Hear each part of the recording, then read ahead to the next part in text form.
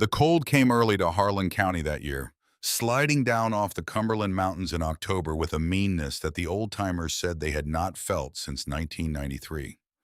By the second week of November, the creeks had a thin skin of ice on them by morning, and the fields lay gray and stubbled under a sky the color of old pewter. And Dorothy Weaver went about her days in the particular solitude of a woman who has learned, over 4 long years of practice, to be the only person in a house that was built for more than one. The Weaver farm sat on 43 acres of rolling land off Harlan Road, about 6 miles east of the town of Cumberland. It had been Earl's grandfather's place first, a tobacco operation in the old days, then a mixed farm with cattle and corn, then in Earl's time primarily hay and a kitchen garden that Dorothy had tended for 31 years with the kind of focused devotion she brought to everything she considered worth doing. The house was a 2-story white clapboard that Earl had resided in 2003, and it stood at the end of a gravel drive that ran a quarter-mile from the road, lined with the oak trees that Earl's father had planted in 1951. Those trees were bare now, their black branches traced against the gray sky like the handwriting of someone who had been trying to say something important and run out of words before they could finish saying it. Dorothy was 74 years old, and she did not think of herself as old, which was perhaps the thing about her that would have surprised people who assumed that a woman of her age, living alone on 43 acres in rural eastern Kentucky, must of necessity be diminished in some way. She was not diminished. She was 5 feet 4 inches of compressed purpose, with white hair she kept cut short because long hair was an inconvenience she had no patience for, and hands that showed every year of the work she had done with them, and eyes the particular gray-green of the Kentucky mountains in summer, and a way of looking at you that made most people feel they had been assessed with considerable accuracy and found, if not wanting, then at least thoroughly understood. Earl had died in February of 2020, a Tuesday morning, his heart giving out with a sudden, almost apologetic abruptness that the doctor described as massive and swift and, in its way, merciful. He had been doing the morning feeding when it happened. Dorothy had found him in the barn between the hay bales and the gate, with the expression on his face that told her he had not known it was coming.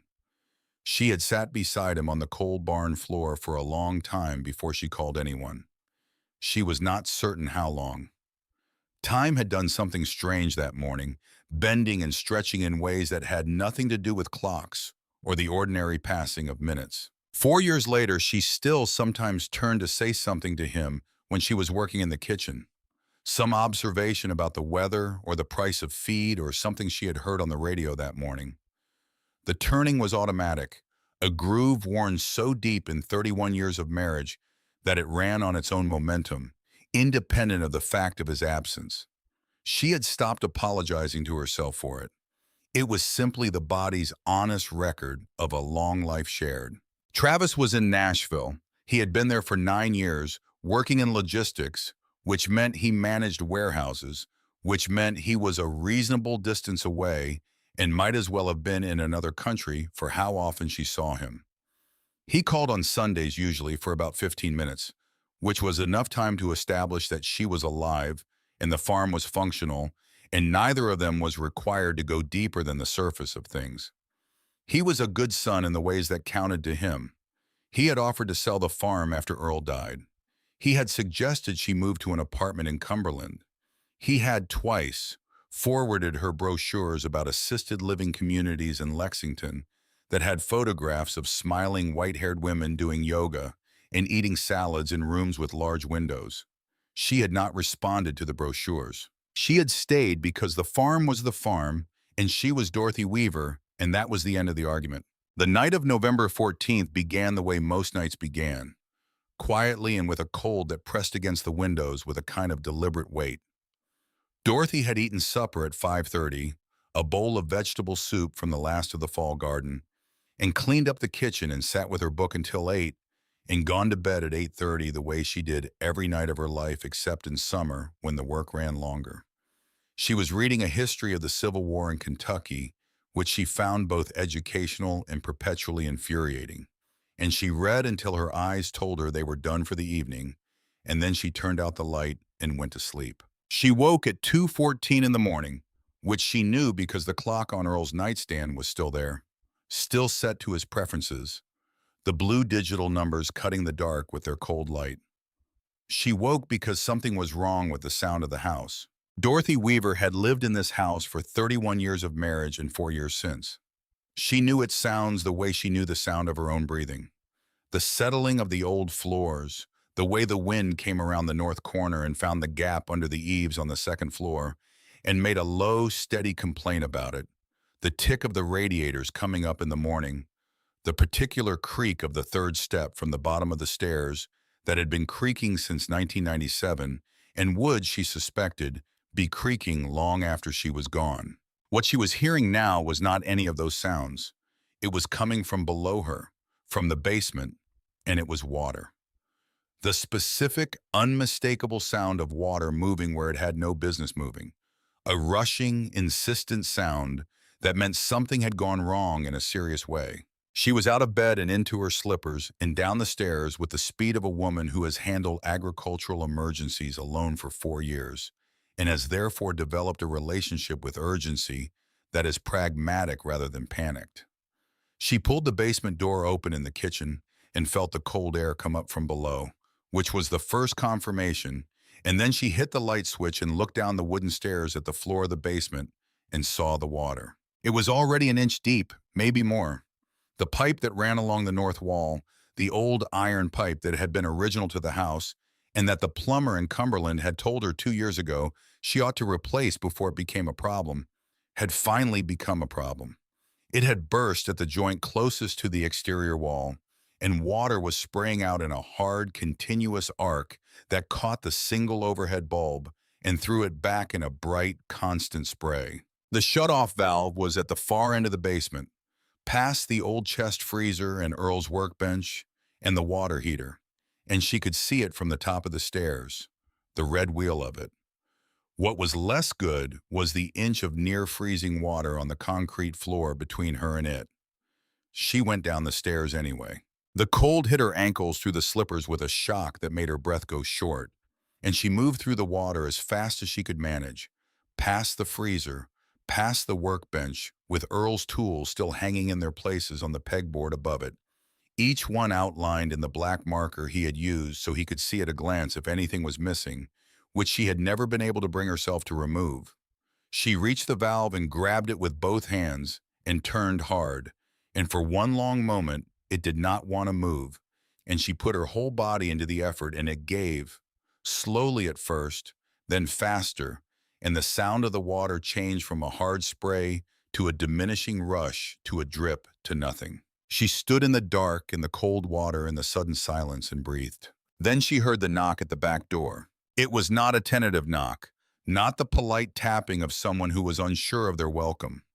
It was a knock that came from a large fist on an old wooden door, 3 beats, deliberate and evenly spaced. Dorothy stood at the bottom of the basement stairs, her feet in cold water, and listened to it. Then she went up the stairs and into the kitchen. She did not go to this back door directly. She went to the window beside it first and looked out into the yard, because she was 74 years old, and she lived alone 6 miles from town, and she was not a fool about the world. What she saw through the glass stopped her for a moment in the way that very unexpected things stop you. Not with fear exactly, but with the need to take in more information before proceeding. The man at her back door was the largest human being she had seen in some time. He was standing under the overhang of the back porch roof, and even from the awkward angle of the side window, she could see that he was well over 6 feet and built on a scale that suggested he had never in his life been particularly concerned about fitting through a standard doorway. He was wearing a leather jacket, dark with rain, and on the back of it, she could make out patches, even in the poor light, the kind of patches she knew meant motorcycle club. His right hand was raised toward the door for another knock, and his left arm was held against his body at an angle that was not natural, the angle of a man protecting something that hurt. She looked at him for 10 full seconds. He was soaked through, which told her he had been out in the weather for a while. The left arm told her he was injured. The way he was standing, his weight distributed slightly wrong, told her he was tired and in pain, but not confused or erratic or anything other than what he appeared to be, which was a large, injured man who needed help and had knocked on the nearest door. Dorothy Weaver had raised cattle for 30 years. She had a fair eye for what kind of trouble a living creature was in. She unlocked the back door and opened it. He was close up, even larger than he had looked through the window, which was saying something. Dark hair going to gray, cut short, a beard well past stubble but not quite full.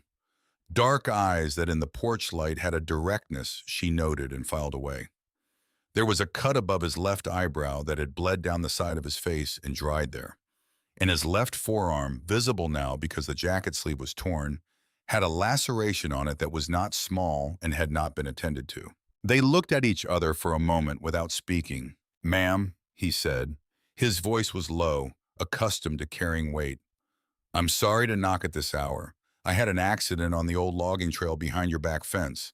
Bike went down in the mud. I've been walking about 40 minutes. A pause. "My phone's dead." Dorothy looked at the arm. "That needs cleaning," she said. "I know it." "Come in," she said, and stepped back from the door. He came in slowly, ducking slightly under the door frame out of instinct, and stood in her kitchen, dripping on the linoleum floor with the particular careful stillness of a very large man who is trying very hard not to impose more than he already has. He looked around the kitchen with the involuntary scan of someone assessing an unfamiliar space, and then he looked back at her, and whatever he saw in her face seemed to settle something in him. "Vance Holden," he said. "Dorothy Weaver," she said. "Sit down. That chair will hold you." She pointed at the heavy wooden chair at the end of the kitchen table, the one Earl had built in 1992 from lumber he had milled himself, which had in 32 years never given way under anything asked of it. He sat. She went to the cabinet under the sink for the first aid kit she kept there, the real one, not the travel size, because a farm was a place where injuries happened with regularity, and she had learned over the decades to have what she needed at hand. "What happened to your arm?" she asked, pulling a chair close and setting the kit on the table between them. "Hit a rock, came down hard on the left side. Arm caught most of it." He watched her open the kit with the calm of a man who has had injuries treated before and is not troubled by the process. "Bike's still down in the mud. I'll need to get someone to help me get it out in the morning." "We will figure that out in the morning," Dorothy said. "Right now, this arm." The cut was about 4 inches long, not deep enough to require stitches in her assessment, but dirty with mud and debris from the fall. She cleaned it with antiseptic, which he took without flinching, and then with a thoroughness that would have done credit to a nurse, because Earl had always required that same thoroughness, and she had learned the lesson well. She bandaged it with the skill of someone who has bound up enough cuts and gashes in minor farm disasters to know that the wrapping matters as much as the cleaning. "You are good at that," he said. 30 years on a working farm," she said. "You learn what you need to learn." She looked at the cut on his forehead and cleaned that too, smaller, already mostly closed. He sat through all of it with the patience of a man who knows when to let someone else be competent. "Where were you riding from?" she asked. "A club meeting down in Pineville, taking the back roads home." A pause. "I know those trails, usually." "Not in the dark after rain," she said without judgment, just as a statement of the way things were. "The old logging road back there washed out badly 2 years ago. The ruts are unpredictable when they fill with water." "Found that out," he said, and something in the way he said it was dry enough to be its own quiet kind of humor. Dorothy made him sit in the kitchen while she went back down to the basement and confirmed that the pipe situation was as bad as she had thought, meaning the water was mostly contained and the valve shut, but the floor would need to be pumped out in the morning, and the pipe itself was a repair that required a plumber and money she had not budgeted for in a month that was already tight. She came back up the stairs and found Vance Holden sitting exactly where she had left him, which she noted approvingly. "Pipe burst," she said. "I heard the water when I came up to the house," he said. "That why you were up?" "That is why." He looked at her. "I can help you with that in the morning, before we get the bike." "I will take that offer," she said, and went to put the kettle on. She heated vegetable soup on the stove, the same soup she had made for herself that evening, and cut 2 thick slices of the bread she had baked on Sunday, and she set it in front of him, and watched him eat with the appetite of a man who had not had anything since noon and had then spent an hour hiking through cold and dark and rain with an injured arm. "You live here alone?" he asked. Not prying, she thought, just the kind of question a person asks when they are taking honest stock of a situation. "4 years," she said. "My husband Earl passed in 2020. I am sorry." "He would have liked you," she said, and surprised herself slightly by saying it, because it was simply true. Earl had been a man who respected people who worked with their hands and their bodies, who had no patience for pretension and considerable patience for genuine effort. He would have recognized Vance Holden as a certain kind of man without needing an explanation or an introduction. He had hands like yours, working hands. Vance looked at his hands for a moment, then back at her. How long was he a farmer? All his life, his father before him and his grandfather before that. She looked out the kitchen window at the dark yard. This land has been in the Weaver family for 87 years. That is a long time. It is, she said. Long enough that it stops feeling like property and starts feeling like something else entirely. She did not try to name what else because she was not sure there was a word precise enough for it. The way a piece of land becomes not something you own, but something you are accountable to. Something that holds the weight of the people who worked it before you and depends on you to pass it forward to whoever comes after you in the long line of people willing to be responsible for it. Vance finished the soup and she brought him a second bowl without asking, and he ate that too without arguing about it, which she appreciated. They talked a little, not a great deal, about the county and the winter coming and what the logging road looked like in various seasons. He was a man who spoke when he had something to say and was comfortable not speaking when he did not, which was a quality she had always valued and not always found in people. At some point she said, "There is a room off the kitchen that was Earl's study. There is a daybed in it. It is not much, but it is warm and dry." He looked at her for a moment with the careful assessment she had seen in his face at the door, followed by whatever quiet calculation it led to. "I do not want to put you out. You being cold and wet in my kitchen is more of an inconvenience than you sleeping in the study," Dorothy said in the tone she used when a decision had already been made and any further discussion was merely informational. "The bed is made up. Bathroom is across the hall." He was quiet for a moment. "Thank you," he said. "Dorothy." She showed him the room and left him to it and went back to bed, and lay in the dark for a while listening to the silence of the house, which was different now, thicker in some way with another person's breathing somewhere in it. She fell asleep before she had finished thinking about it.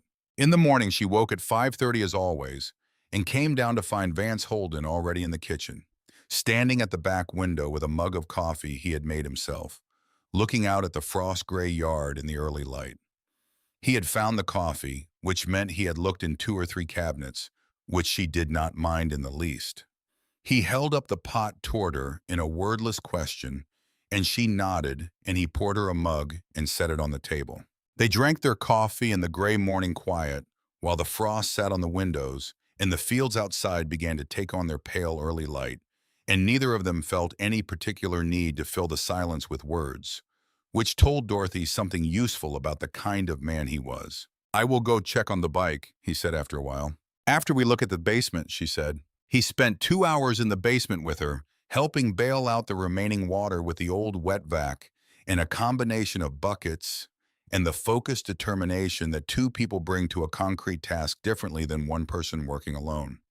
He was useful in the way that some men are, not showily useful, not the kind of useful that announces itself and waits for acknowledgement, but the practical, focused kind that assesses what needs doing and does it without commentary or performance. He identified the burst pipe and examined the joint with the eye of a man who had done plumbing work at some point in his life, and told her his read on how the repair should go and what materials it would require, which matched what she had already suspected on her own. Then they went out back to the logging trail, following it through the bare-limbed trees and the half-frozen mud to where the bike had gone down in a rut that had become a small creek overnight. It took both of them in a considerable amount of coordinated effort to right it and push it back to firmer ground, and another half hour to get the engine running again.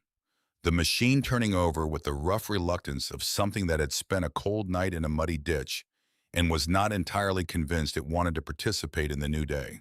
He rode it slowly back around to the driveway and parked and stood beside it looking at Dorothy. "I owe you," he said. "You helped me with a pipe and a morning's work," she said. "We are probably even." "No," he said. "We are not." He said it with the flat certainty of a man keeping his own private accounting. Not argumentative, just accurate. The way a man who has been raised to keep his debts straight states a fact about where the ledger stands. He took out his phone, which he had charged on the outlet in Earl's study overnight, and asked for her number, and she gave it to him without hesitation. "If you need anything with that pipe," he said, "I know a plumber. Good one. Fair prices." "I may take you up on that," she said. He put on his helmet and kicked the bike into life and went down the gravel drive between the bare oaks, and Dorothy watched until the sound of the engine faded into the gray morning distance. She went inside and made herself another cup of coffee and sat at the kitchen table. The house felt different in a way she could not quite account for, the way a house feels after a sound has been in it that was not there before. Not louder exactly, just fuller. She thought about Earl, who would have been up before dawn and out to check on whatever needed checking, and who would have assessed Vance Holden with a handshake and a look and probably arrived at the same conclusion she had, which was that he was what he appeared to be, no more and no less, a man who was good at being useful and comfortable with being quiet about it.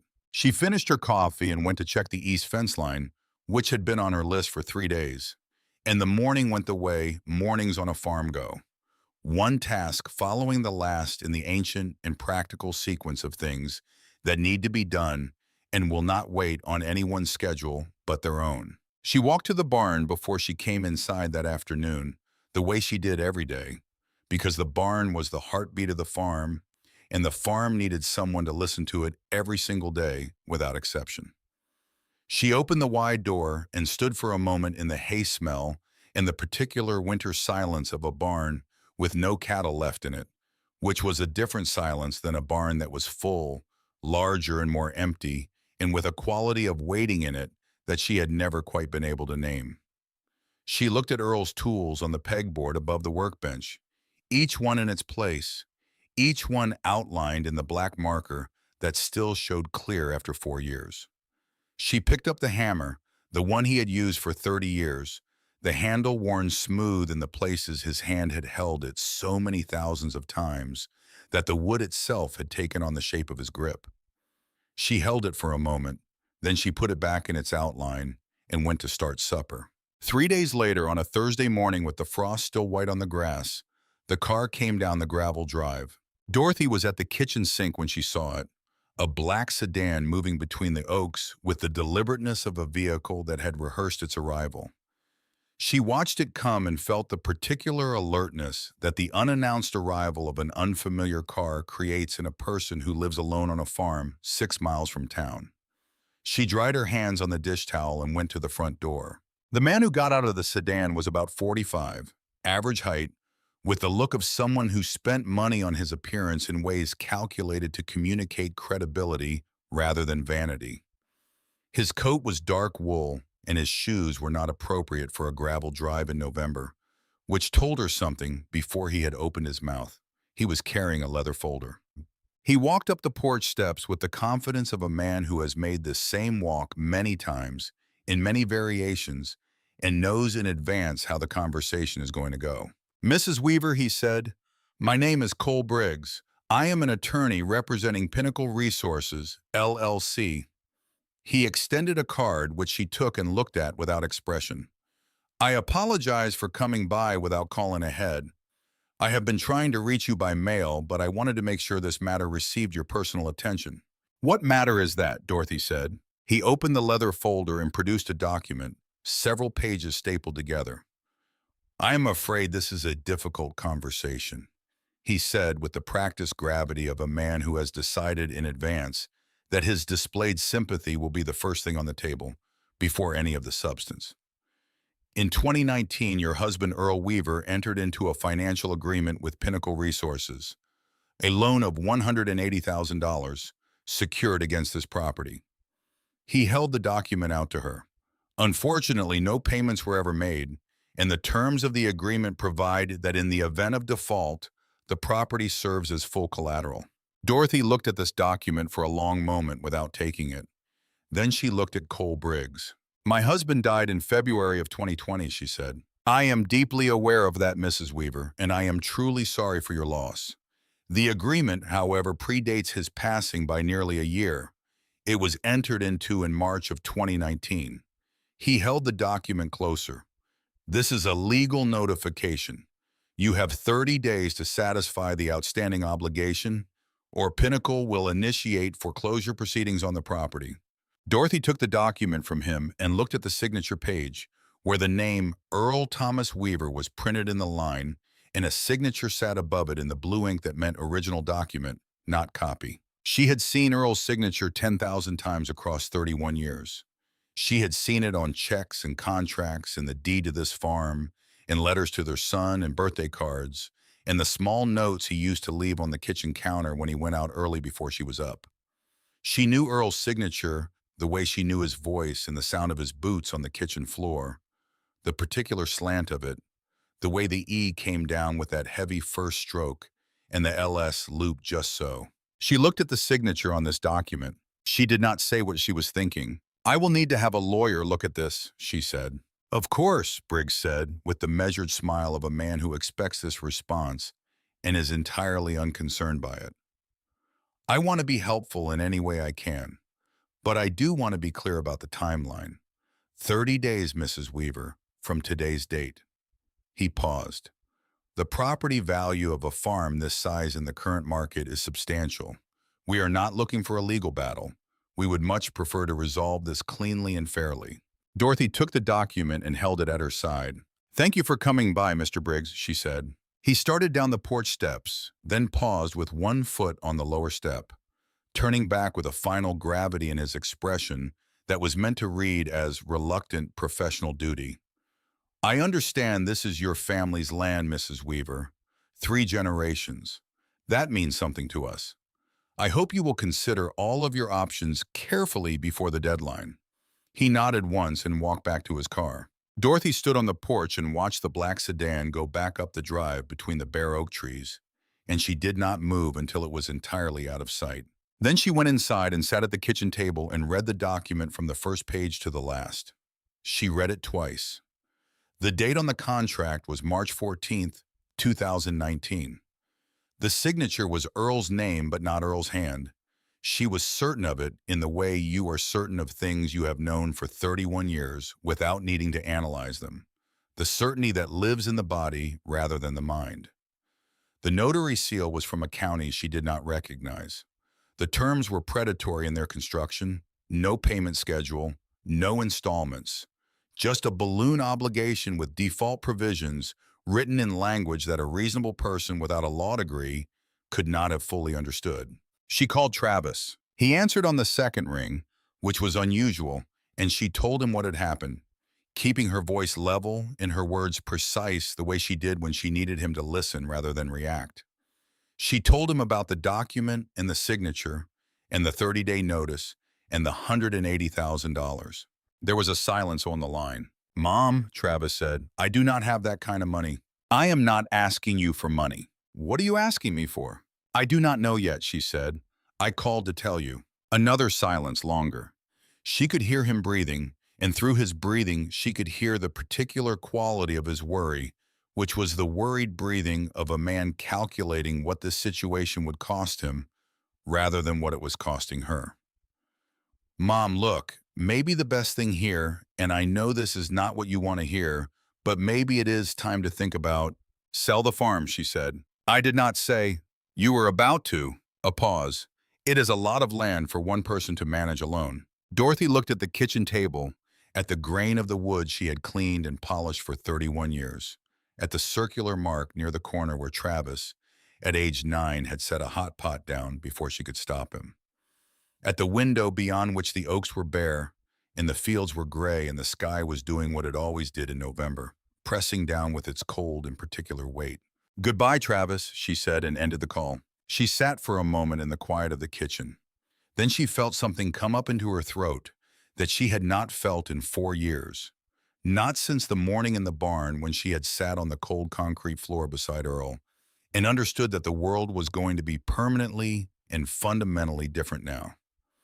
It was grief and something harder than grief mixed together in a way that had no clean name and did not need one. She let it happen because she had learned that was the only honest way to handle it. She put her face in her hands and cried at her kitchen table for about 3 minutes, which was what she allowed herself. And then she lifted her head and dried her face with a dish towel and looked out the window at the land that belonged to her and to Earl and to the 87 years of people who had worked it before either of them were born. Then she picked up her phone and found the number she had put in it 11 days ago and called Vance Holden. He answered on the third ring. "Dorothy," he said. "Vance," she said. "I am sorry to bother you, but something has happened and I think I need some help figuring out what to do about it." "Tell me," he said. So she told him everything. From the man with the leather folder and the black sedan to the document with the wrong signature to Travis's response to where she was sitting now with a cup of cold coffee and a piece of paper claiming she had 30 days before someone tried to take away 87 years of her family's land. When she finished, there was a silence on the line that was different from the kind of silence that means a person has stopped listening. It was the silence of a man who was thinking, specifically and usefully, about what he had just heard.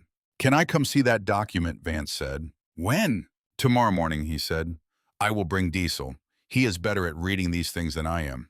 "Diesel," she said. "My vice president," Vance said, his road name. Before that, Robert Keller. He was a private investigator for 12 years before he came on full-time with the club. He has an eye for paperwork that most people do not have. Dorothy looked at the document lying on the kitchen table. "Come tomorrow morning," she said. "I will make breakfast." After she hung up, she sat for another moment in the quiet kitchen. And then she got up and washed her coffee cup and put it in the rack and went back to work. Because the farm did not run itself, and there was a section of fence on the east side that still needed checking. And work was the thing she had always returned to when the weight of everything else became too much to carry standing still. Work was the anchor. It had always been the anchor. She went out into the cold afternoon and did what needed doing, the way she always had, the way she intended to keep on doing until the day came when she could not do it anymore, which was not today. She walked the east fence in the cold gray light of the late afternoon, her breath making small white clouds in the air, her boots crunching on the frost-stiffened grass. And she thought about her mother, who had been a woman of formidable practical intelligence, who had never once in her 78 years on this earth been persuaded that something was impossible by the simple fact of it being difficult.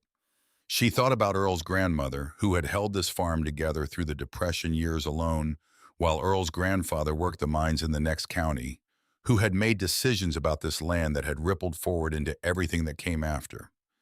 She thought about the long line of women who had been on this land in one form or another, who had endured and adapted and managed and persisted with the particular stubborn grace that the land itself seemed to ask of the people who worked it. She thought about Cole Briggs in his wool coat and his inappropriate shoes, standing on her porch steps with his practiced gravity and his leather folder and his 30-day deadline, talking about outstanding obligations and collateral as if he had any right to be on her porch at all. The cold pressed in as the light faded, and she turned back toward the house, and the windows were warm and yellow against the gray dusk.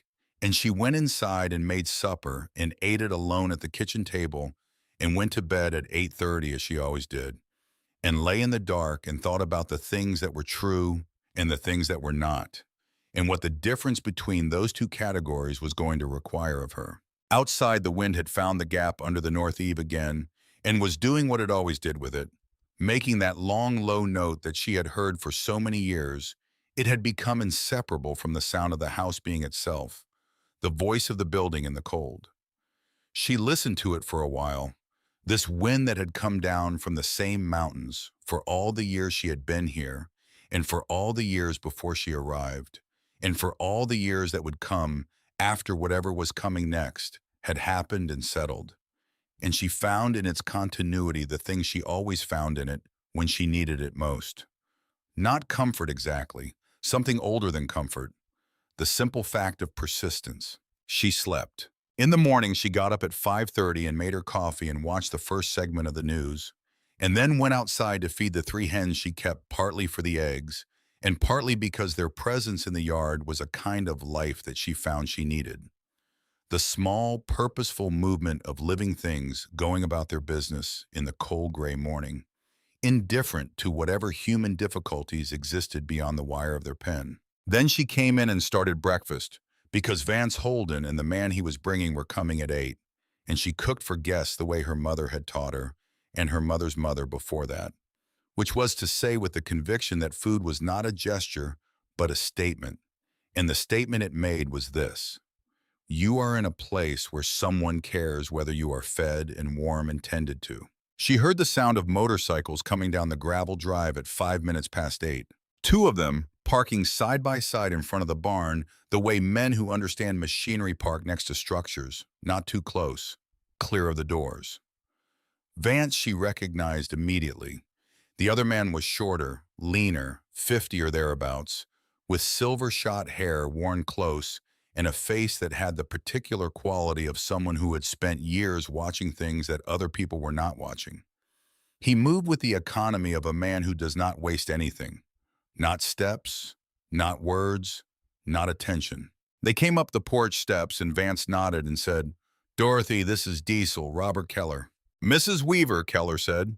He had pale gray eyes that moved over things with a systematic quality that confirmed what Vance had told her. "Sit down," she said. "Eat first." They sat and they ate, and after the plates were cleared, Dorothy brought out the document and set it on the table. Diesel Keller picked it up by the edges, she noticed, handling it the way a person handles things when they have spent years thinking about evidence and chains of custody.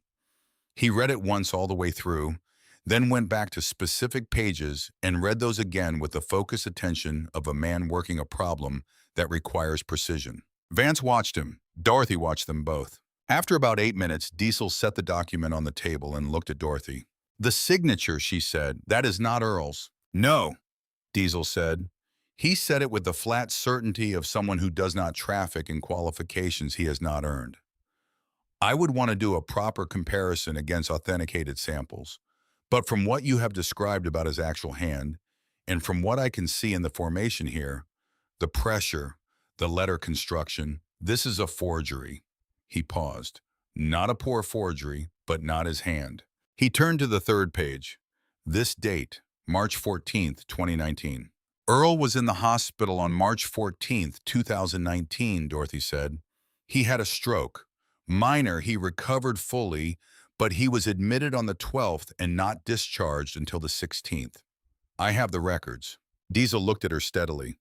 "You are certain of those dates?" "I was with him every single day," she said. "I have the paperwork. I have kept everything." Diesel sat back in his chair. There was a silence in the kitchen that had a quality to it. The silence of several things becoming clear at once and falling into place with a weight that does not require words to be felt. "Pinnacle Resources," he said, more to himself than to either of them. "Eastern Kentucky operation." "You know the name," Vance said. "By reputation." Diesel turned the document over carefully.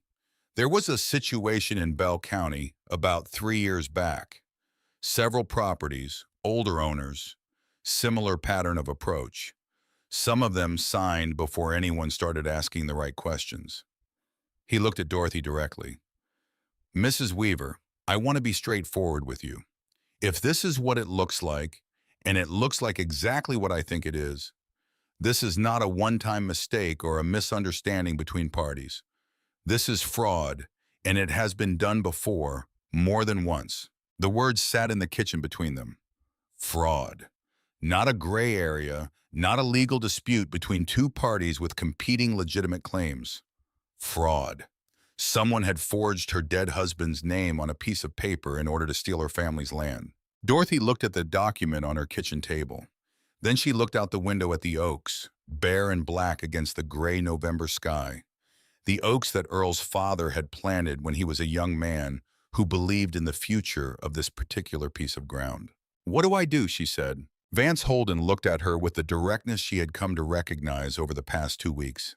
The direct look of a man who does not soften things, but delivers them squarely and trusts the person in front of him to handle what is square. "First thing," he said, "is we get you a lawyer, not the one here in Cumberland."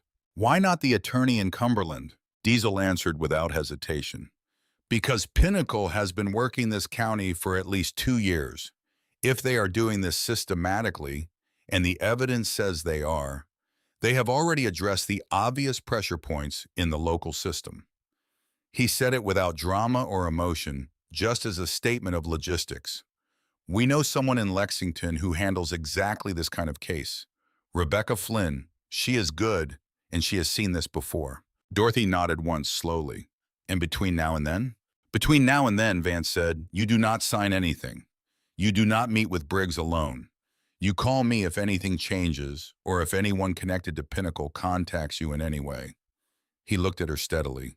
We are not going anywhere. Outside, the November wind moved through the bare oak branches with its indifferent, ageless voice, and the farm went about its business in the cold and the quiet, the way it had been doing for 87 years under every kind of sky and every kind of pressure that the world had so far found to bring against it. Dorothy Weaver sat at her kitchen table between two men she had known for 12 days and felt for the first time since the black sedan had come down her drive on Thursday morning that the weight she was carrying was no longer entirely hers alone to hold.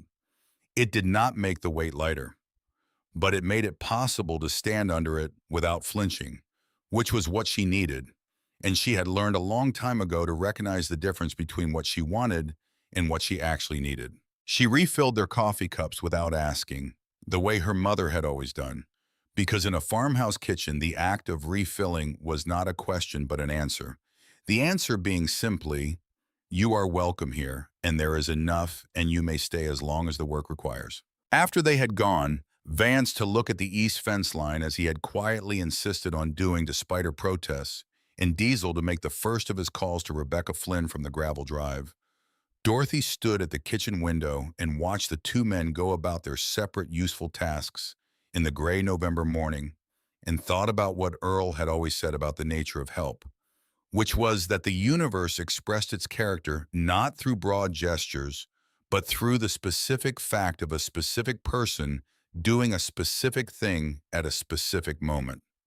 That the grand patterns of things were only visible in the accumulated weight of specific particular acts. A pipe bursting in the middle of a November night, a large man in the rain, an injured arm and a night on a daybed and 2 hours of work on a flooded basement floor. A document with a forged signature delivered 3 days later. A phone call made, two men at a kitchen table, 2 cups of coffee. She could not see the whole shape of it yet, but she could feel it taking shape. The way weather takes shape on the ridge before it comes down into the valley. The specific advanced pressure of something moving in a direction that will eventually become unmistakable. She was not afraid. She was something considerably more useful than afraid. Rebecca Flynn arrived on a Friday, driving up from Lexington in a dark blue sedan that was practical rather than impressive, which Dorothy noted approvingly the moment it came between the oak trees. She was 43 years old, with close-cropped brown hair and the kind of focused energy that manifests in physical ways, in how she walked, in how her eyes moved across a room when she entered it, taking inventory with a thoroughness that was professional rather than intrusive. She shook Dorothy's hand with a firm grip and set her bag on the kitchen table and said without preamble, "Show me the document." Dorothy showed her the document.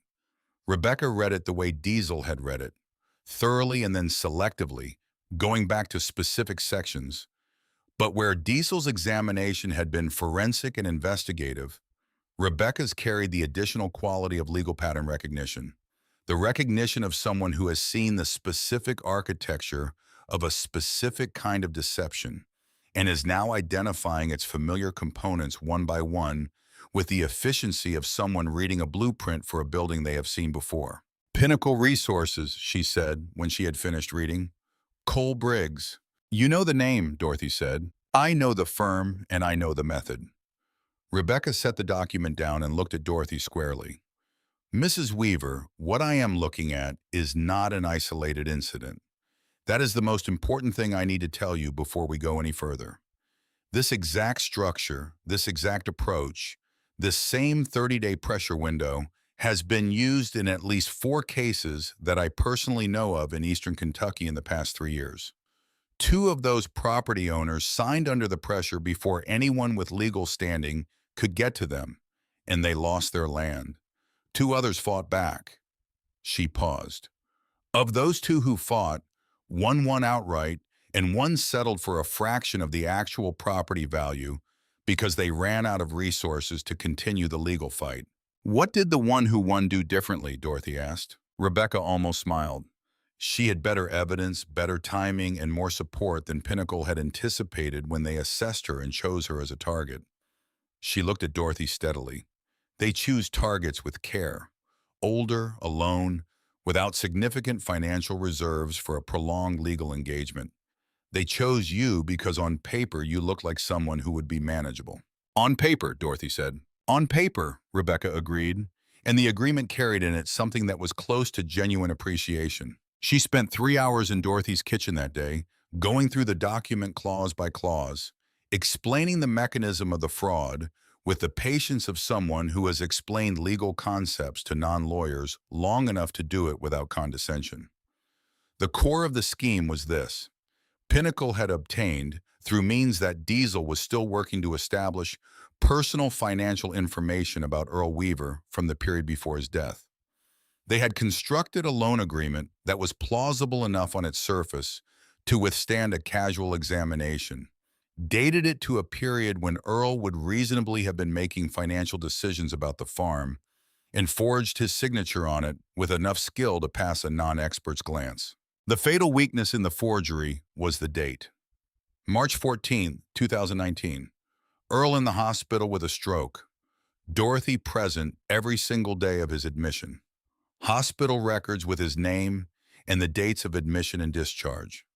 A fact so specific and so well documented that it could not be argued around by any attorney, could only be ignored, which meant Pinnacle's entire strategy depended on Dorothy either not knowing her legal rights or not having the resources and the will to exercise them.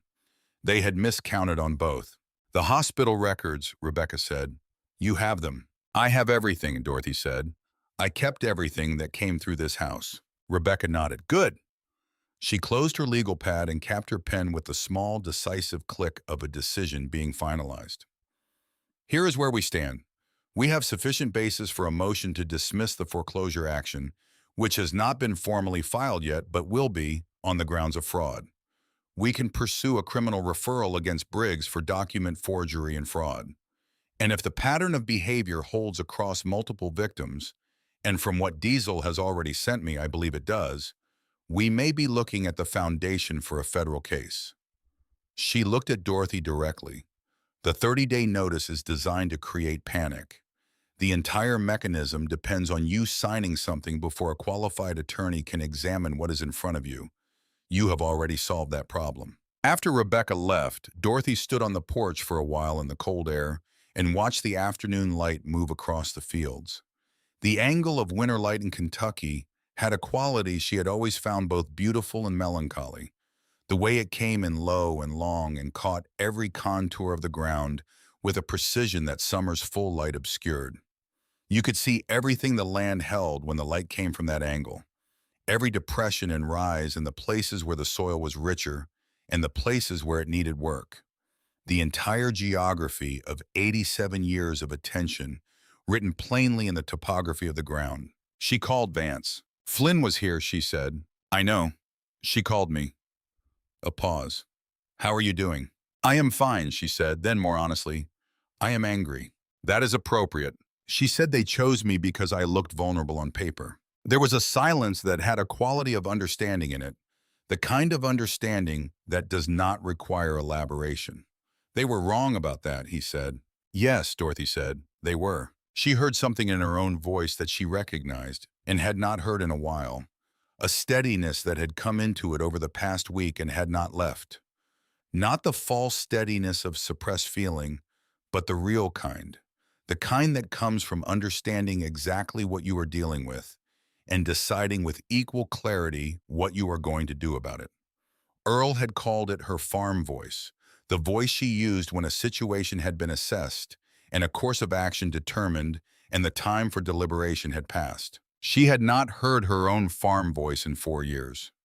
It was good to have it back. The call from the sheriff came on a Monday morning, 11 days after Cole Briggs's first visit to the farm. Sheriff Wade Dixon was a broad man of 58 who had been the Harlan County Sheriff for 14 years, long enough to have developed the particular combination of institutional comfort and personal authority that long tenure in any position of local power tends to produce. He arrived in his official vehicle, which was unnecessary for a call of this nature, and he brought a deputy with him, which was also unnecessary. And both of these unnecessary facts told Dorothy something important before he had said a single word. She met him on the front porch. She did not invite him inside.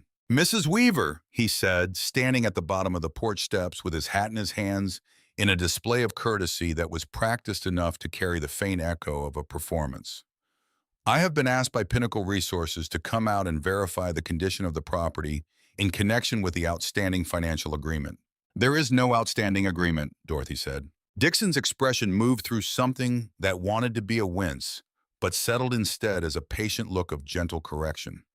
"Ma'am, I understand you are disputing that document, but until there is a formal legal resolution of that dispute, the instrument that Pinnacle has presented represents—" "I have an attorney," Dorothy said. "Her name is Rebecca Flynn.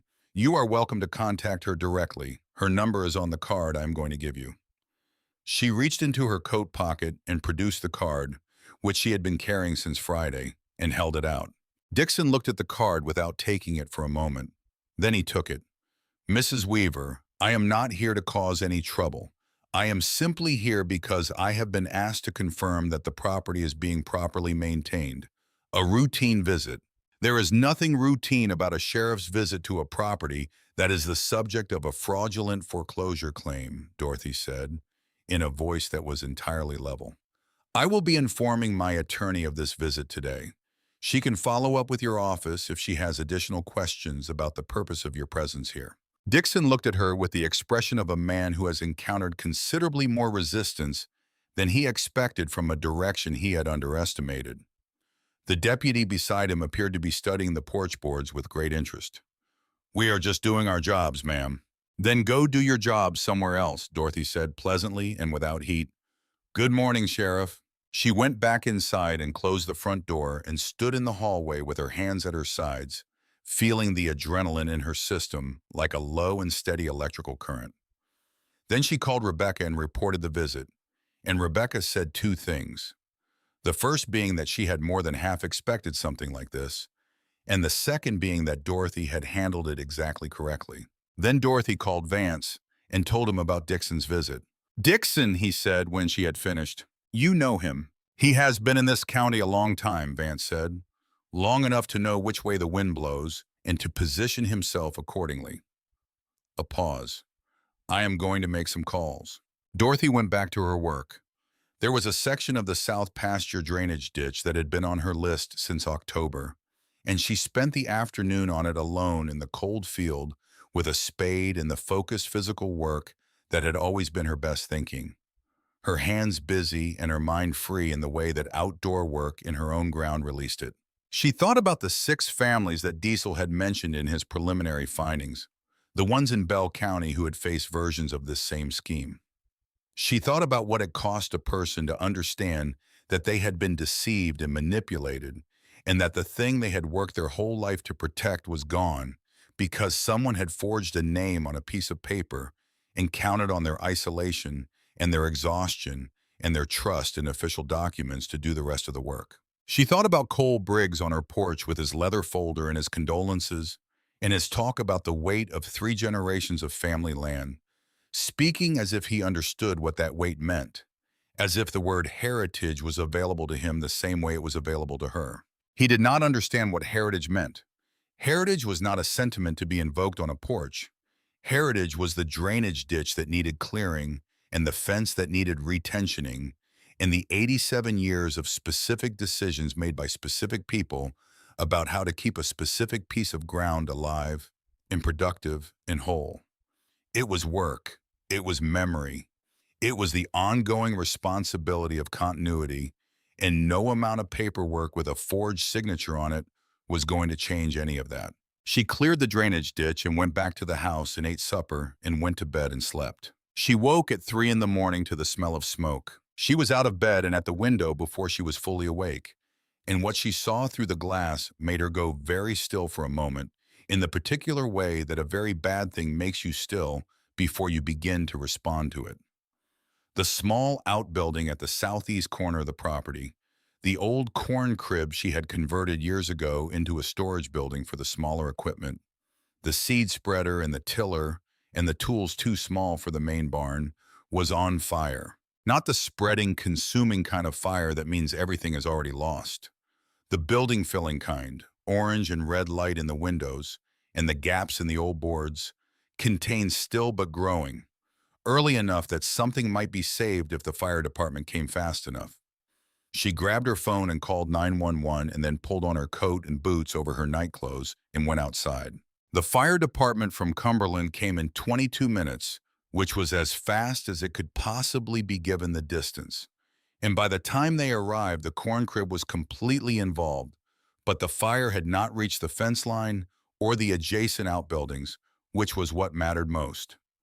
The firefighters worked efficiently, and the fire was out within the hour, leaving a smoking skeleton of blackened timber and the smell of destruction that settles in the nose and throat and does not leave for days. The fire investigator came out in the morning. He was a young man named Garrison who walked through the ruins with the systematic attention of someone doing a job he took seriously. He was at it for nearly 2 hours. When he came back to where Dorothy was standing with a cup of coffee that she had offered and he had accepted, his face had the carefully neutral quality of someone who has reached a conclusion and is not entirely sure how to present it to a person who is standing in her own yard looking at the charred wreckage of something that had stood for 60 years. "What did you find?" Dorothy said. "The origin point is along the east wall, near the foundation," he said. "At the joint between the foundation and the base framing." He paused. "There is a char pattern there that suggests the fire originated at that specific point rather than spreading to it from elsewhere." "Arson," Dorothy said.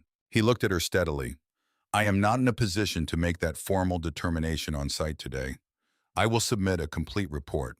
But it is consistent with arson. I am not in a position to—" "You do not have to say it officially," Dorothy said. "I am asking what you observed." A pause. "It is consistent with an accelerant applied at a specific point on the exterior of the structure," he said quietly. "Yes, ma'am. That is what I observed." Dorothy nodded once. "Thank you for being honest with me." She called Rebecca Flynn before the investigator's truck had cleared the end of the drive. Rebecca was quiet while Dorothy told her about the fire, and then she said something Dorothy had not expected. She said, "Dorothy, I need you to hear something clearly. This is what they do when the legal approach is not moving fast enough for them. This is escalation, and escalation means they are concerned. It means the motion we filed has them genuinely worried. They burned my storage building. I know, and we are going to document every piece of it and add it to the case. But hear the other thing too, they are worried. That matters. It is information." Dorothy stood in her yard looking at the smoke-stained skeleton of the corn crib. Inside it, or what was left of it, was the seed spreader she had used for 40 years. The one with the broken handle she had repaired with a piece of white oak and a bolt because replacing it seemed wasteful when a repair would serve. The tiller with the bent tine that Earl had been meaning to have straightened and never got to. 100 small things that were ash and char now, things that had no replaceable value and no market price. She stood and looked at what was left for a long time without moving. Then she called Vance. He arrived within the hour, alone, and walked around the destroyed building twice without speaking, reading the scene with the eyes of a man who has read scenes before. Then he came back and stood beside her in the cold morning air. "The investigator said accelerant," she said. "I can read the same thing from the char pattern," he said. "You do not need an expert to see this one if you know what to look for." He paused. "Are you all right?" "I am angry," she said. "Good. You keep saying that. Because anger means you are thinking straight. Fear makes people do things they regret. Anger makes people do the things that matter and need doing." He turned and looked at the farm, the fields and the fences and the barn and the house standing solid behind all of it. They thought this would break you down enough to make you sign. It did not break me, Dorothy said. No, he said, it did not. He made a phone call while he was there, standing in the yard with his back half turned, the low rhythm of his voice carrying without the words being audible.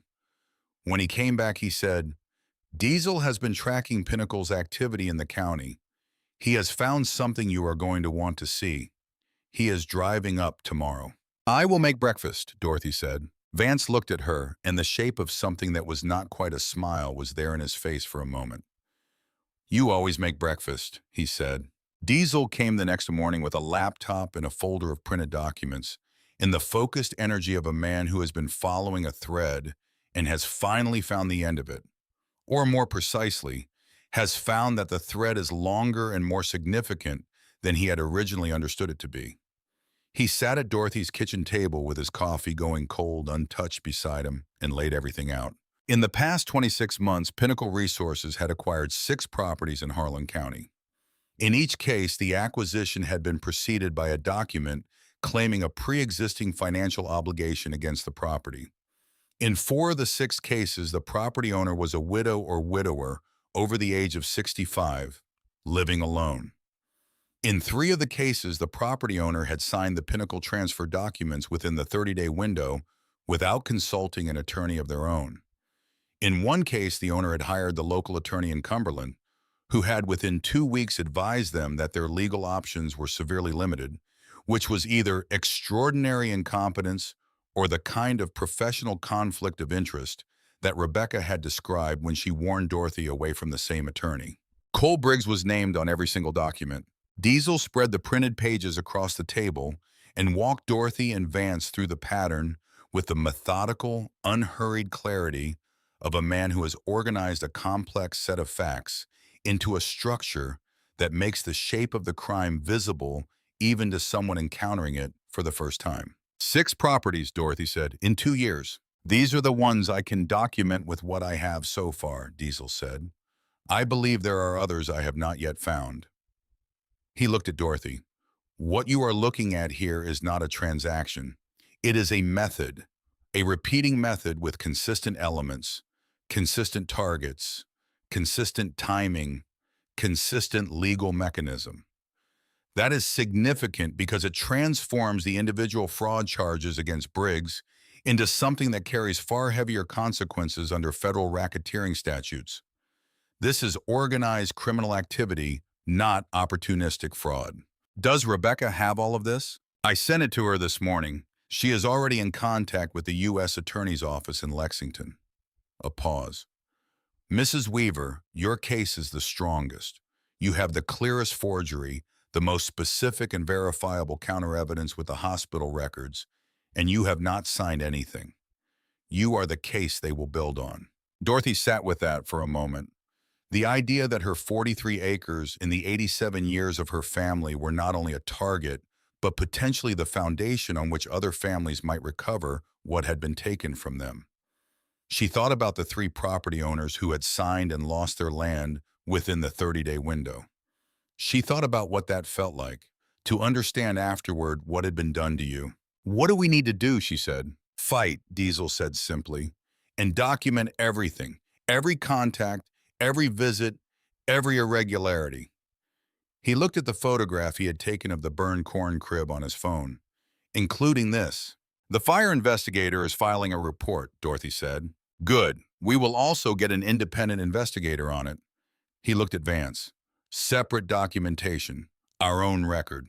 Vance nodded once, a man noting an item on a list. After Diesel had gone, Dorothy and Vance sat for a while in the kitchen, with the late morning light coming through the window at its winter angle, long and precise and honest, laying the bare shadows of the oak branches across the floor in the specific geometry of a November day in the Kentucky mountains.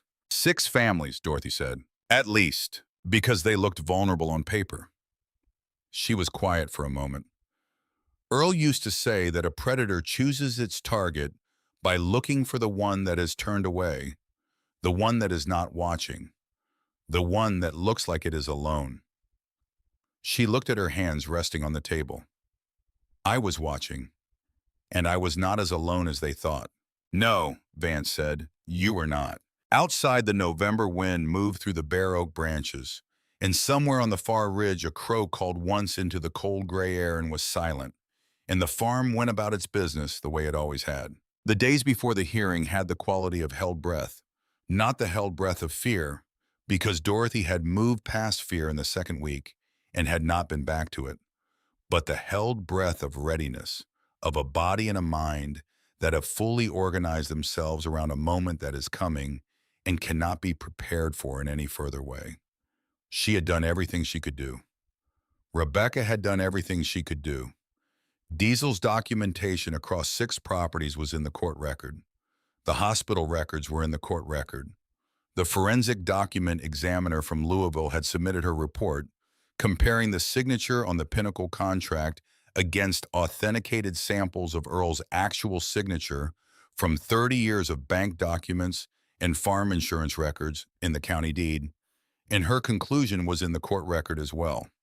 Her conclusion, put into the precise language of expert testimony, was that the signature on the Pinnacle document and the authenticated signatures of Earl Thomas Weaver had been produced by 2 different individuals. What was in the record was real, and it was true, and it could not be argued out of existence by a man in a wool coat, regardless of how many attorneys he had brought with him. On the evening before the hearing, Dorothy baked a pie, apple from the last of the wine saps she had put up in October, with the lattice crust her mother had taught her at age 9 that she had made every fall since, without significant variation, because some things were already as good as they were going to get, and the appropriate response to that was repetition, rather than the restless innovation that mistakes novelty for improvement. She ate a piece at the kitchen table with her coffee, watching the last of the November light leave the sky through the window, and thought about Earl and what he would have done on the evening before a difficult day.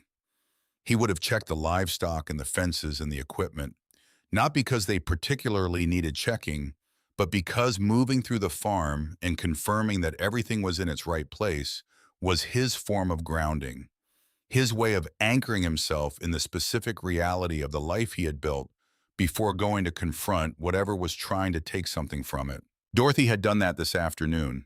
She had walked the fence lines and checked the hens and stood in the barn doorway for a moment, looking at the tools on the pegboard with their black marker outlines, each one in its place, the outlines of the ones lost in the corn crib fire still there, black shapes of things that were gone, which was, she thought, an honest enough record of the way things were. She left the barn light on, the single warm bulb above Earl's workbench, and went back to the house. She went to bed at 8:30 because tomorrow required her to be rested and clear and entirely herself, and she was not going to shortchange what was coming by staying up late in the company of worries she had already done everything about that could be done. She slept soundly, and in the morning she was up at 5:30, coffee made, herself dressed in the dark wool jacket and pressed slacks she wore when representing the farm in official matters, standing at the mirror and looking at herself with the same frank assessment she brought to everything. 74 years old, white hair, short, gray-green eyes, hands that showed their work. The face of a woman who has been in the weather and the seasons for a long time and has never apologized for it. She was ready. She drove herself to the county courthouse in Cumberland, arriving 45 minutes early, the way she arrived at everything that mattered. Rebecca was already there in the parking lot, leather briefcase in hand, travel coffee in the other, with the composed readiness of a woman who has prepared for this particular morning with the full thoroughness it deserved. Dorothy pulled in beside her and got out of the truck. Rebecca looked at her across the parking lot. "You look ready," she said. "I am ready," Dorothy said. They went inside. Cole Briggs was in the corridor outside the courtroom when they arrived, standing with 2 men Dorothy did not recognize, both in suits, one of them carrying a briefcase considerably larger than Rebecca's. Briggs looked at Dorothy when she came through the main door, and something moved across his face and was gone before it could be fully identified, though she thought she knew what it was. The look of a man who had made a count and is now confronting the possibility that the count was wrong. She looked at him with the full, level attention she brought to everything worth attending to. Then she turned to Rebecca and they went directly into the courtroom. Judge Thurston Pace was already on the bench when they were called. He was 61 years old with the careful economy of movement that long years on a bench produce. A man who had heard too many cases to be easily impressed by the stakes of any particular one. He would be either an obstacle or an instrument of justice, and she would not know which until the moment she needed to know it. Rebecca presented the motion with the clean, organized precision of someone who has structured her evidence into a form that is very difficult to argue against without arguing against facts. The hospital records, the forensic examiner's report, the authenticated signature samples beside the forgery, the date of March 14th, 2019, and what had been happening in room 214 of the Harlan County ARH Hospital on that date and for 4 days on either side of it. Briggs's attorneys objected at several points, with the particular quality of objection that is performing resistance because stopping entirely would be more revealing than continuing. Judge Pace sustained none of the objections. He listened to the evidence with the patient attention of a man who is reading a text and has already understood where it is going. Dorothy sat at the plaintiff's table with her hands folded on the surface in front of her, and her face still and her eyes forward, and she did not allow herself to read anything into the proceedings that was not actually there. She watched and she waited. The hearing lasted 2 hours and 40 minutes. When it was over, Judge Pace removed his glasses and looked at both tables with the expression of a judge who has reached a conclusion that the evidence has made unavoidable. He said the motion to dismiss was granted. He said it on the grounds that the foundational document of the claim had been demonstrated to be fraudulent by the weight of the evidence presented. He said the foreclosure action initiated by Pinnacle Resources against the property known as the Weaver Farm was dismissed with prejudice. He said the matter of the forged instrument was being referred to the Harlan County District Attorney and to the State Attorney General for their review and action. Dorothy heard all of this with the stillness of someone taking in something large and true. Rebecca turned to her and said quietly, "It is done." Dorothy nodded. She looked across the courtroom at Cole Briggs, who was speaking in a low, taut voice to his attorneys. His posture, the posture of a man who has just understood that the ground he was standing on has given way beneath him.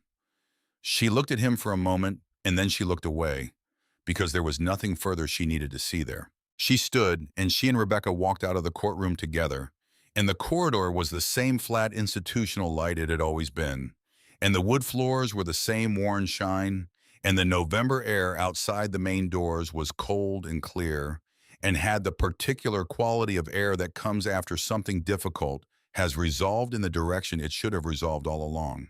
Dorothy Weaver stood on the steps of the Cumberland Courthouse and breathed the cold Kentucky air and felt the specific and uncomplicated relief of a true thing, confirmed as true in a setting built for exactly that purpose. She drove back to the farm with the windows down a little despite the November cold, because she wanted the air, the cold specific air of the mountains in late fall that smelled of stone, and the particular clean edge that comes before the first real snow.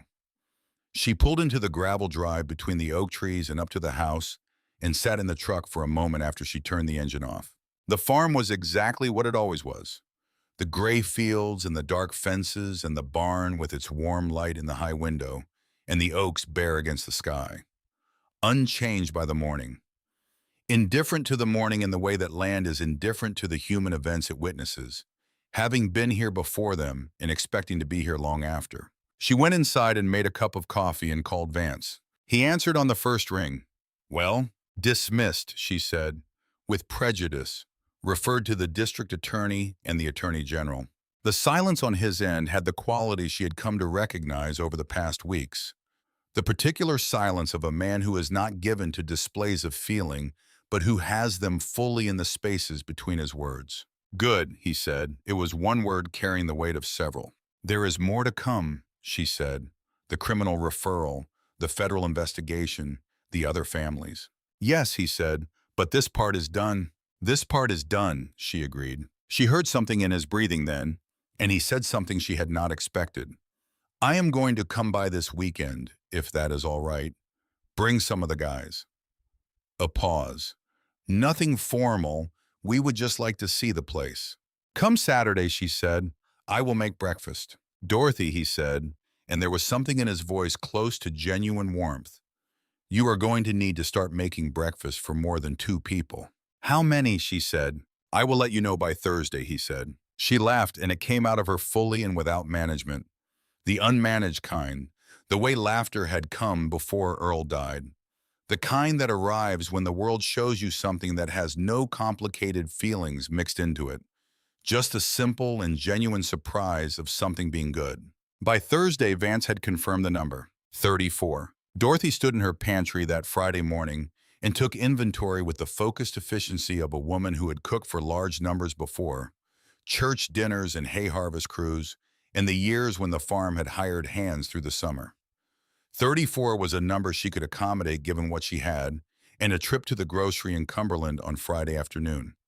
It was not the number that stopped her.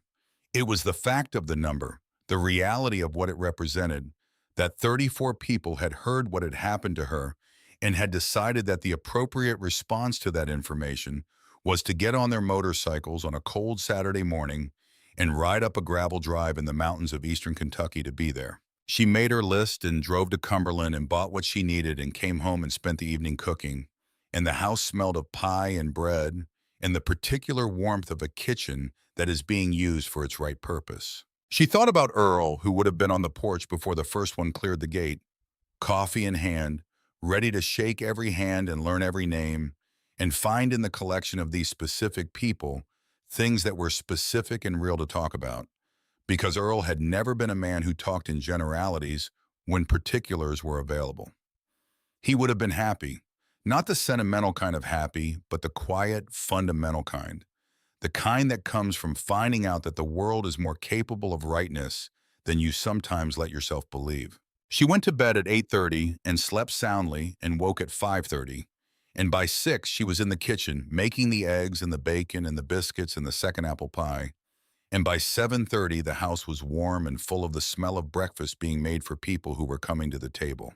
The first engines came down the gravel drive at 8 in the morning, when the frost was still white on the fields, and the November sky was doing its early winter thing of being more light than color, everything pale and cold and clear. Dorothy went to the front door and opened it. They came up the porch steps with the careful courtesy of large people in a small space, and Vance Holden was at the front of them, and behind him Diesel Keller, and behind them 32 more in leather and denim with patches on their backs, filling the porch and spilling down the steps into the yard, and the sound of engines cooling and boots on old wood, and 34 people arriving somewhere they had decided it was important to be filled the farm, the way sound fills a space that has been too quiet for too long. Vance stopped 2 steps below the top of the porch and looked at Dorothy. "Dorothy," he said. "Vance," she said, "you all come inside. The food is hot and it is cold out here." They came inside, all 34 of them, filling the kitchen and the dining room and the hallway, their breath and their warmth and their voices making the house feel, for the first time in 4 years, like a house with more than one person in it. Dorothy moved through them with the coffee pot and the plates and the easy efficiency of a woman in her own kitchen who has been feeding people her whole life. She introduced herself to every single one of them because they had come here as specific individuals and deserved to be received as such. And she shook hands and learned names and matched names to faces with the focused attention she brought to everything worth doing. They ate. The food was what it was because Dorothy had cooked it, which meant it was good, and they ate with the appetite of people who had ridden in the cold of a November morning and were hungry in the honest, uncomplicated way that physical effort and morning air make a person hungry. Diesel sat at the kitchen table and told her, between other conversations, that the federal investigation had formally expanded to include 11 properties across 4 Kentucky counties, 11 families, some of whom had already lost what they had worked their whole lives to hold on to. The ones who already signed, Dorothy said, who already lost their land. 3 of them are in active review now, Diesel said. Rebecca's firm is coordinating with the federal attorneys. If the fraud is established at the federal level, and the evidence is very strong that it will be, there are remedies available there that are not available at the state level. He looked at her steadily. It is not certain, but it is real and it is possible. Not certain, but real and possible. She held those words. Outside the dining room window, the November morning was doing what it did. The sun low and the light precise and honest, finding the contours of the fields and the fences, and the bare oak branches, and laying its winter clarity across the geography of 87 years. The light that showed everything. She had come very close to losing all of it. 3 weeks and one moment of panic and it would have been gone, and the fire had been a message about what came after. Moments of panic did not prevent the losing. She had not panicked. She had not signed. She had called a man she had known for 11 days and asked for help, which was itself an act that had required something of her because she had spent 4 years learning to need no one. And the unlearning of that habit was its own kind of courage. After breakfast, some of them drifted out to the yard and the fields, drawn to the open space the way people who spend their lives moving are drawn to open ground. Dorothy watched them from the kitchen window while she washed dishes, the leather-jacketed figures moving through the frost-stiffened grass, some of them looking at the fences, some of them standing in groups talking, a few going to look at the burned frame of the corn crib with the assessing eyes of people who have rebuilt things before and are thinking about what this particular thing would take. Vance came back inside while she was still at the sink. He came and stood beside her and picked up a dish towel without asking and started drying, and they were quiet for a while in the easy silence of two people who have arrived at the place in an acquaintance where silence does not need to be filled. "They are looking at the burned corn crib," he said after a while. "I noticed. A couple of the guys have done framing work, the kind that knows how to put a building up right." He said it without any ceremony at all, just as something that was the case and was relevant. "I will take that," she said. "And I would like to talk about what it should look like," he said. "Something better than what was there, with better drainage at the base." She looked at him. He was looking out the window at the yard, at the figures moving through it, and his face had the settled quality of a man who is exactly where he intends to be and has decided that this is so without drama or announcement. "You want to rebuild my corn crib," she said. "I want to build you something better than what they burned," he said. Dorothy looked out the window at the farm, at the black frame of what had been burned, at the fields running away toward the ridge, at the oaks along the drive standing bare and patient. "Earl would have liked you," she said for the third time, because it was still true, and true things do not become less true for being repeated. He was quiet for a moment, then he said, "Tell me about him." So she did. While they finished drying the last of the breakfast dishes, she told him about Earl Weaver, starting with the way he looked at his own land every morning, as if checking to confirm it was still there, and still his, and still the same land that needed from him the same things it had always needed, and working forward through 31 years of the specific and particular life of a man she had known better than anyone, and still missed every morning when she came down to the kitchen and found only herself there. Vance listened the way he listened to everything, which was fully without the restlessness of someone waiting for their own turn to speak. He listened as if the story mattered and was worth hearing completely, because it was and it was. The phone rang at 2 in the afternoon. "Rebecca, Cole Briggs was arrested this morning," she said. "Federal marshals. Fraud, document forgery, RACO. He is in custody." Dorothy stood in the hallway of her house and looked at the family photograph on the wall by the stairs. The one from 1989. Earl and herself and Travis at age 7, standing in this same hallway with the farm behind them through the window. The young version of everything that was still here, 35 years later, unchanged in what it was, even if changed in the specifics of who stood in it. "The other families," she said. "The process for reviewing their acquisitions has formally begun," Rebecca said. "I cannot promise outcomes, but the investigation is there, the resources are there, and the legal basis is there. We are going to do everything that can be done." A pause. "Dorothy, this case is going to matter beyond Harlan County. The pattern that Diesel documented is going to be the foundation of federal enforcement against this specific kind of predatory targeting for years to come. You held your ground, and it is going to matter for people you have never met."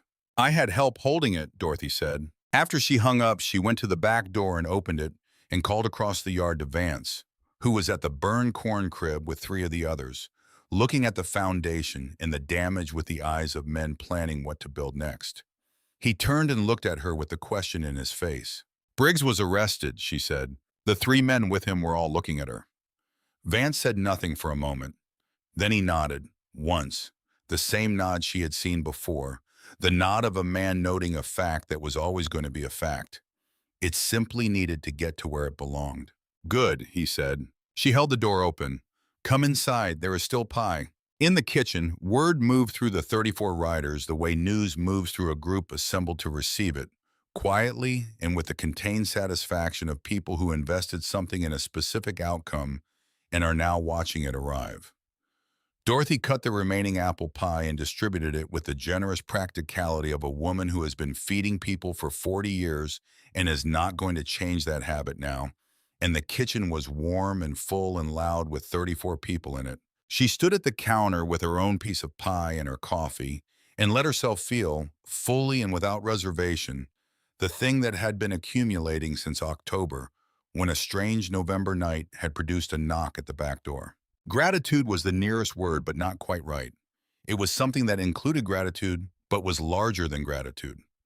The recognition that the world had shown her something she had needed to see, which was that the solitude she had been living in for 4 years, the careful and self-sufficient isolation of a woman who had lost her partner and rebuilt her life carefully in his absence, had not been the whole story, had been a chapter.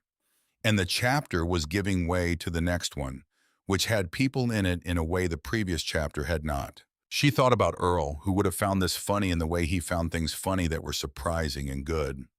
The wry, quiet laugh of a man who had expected the world to behave one way and was genuinely pleased when it behaved better. He would have been in the middle of all of it by now, knowing everyone's name, standing in the yard talking about the land with the easy authority of a man who knows every inch of a piece of ground and is happy to share what he knows with anyone who is genuinely interested. She missed him.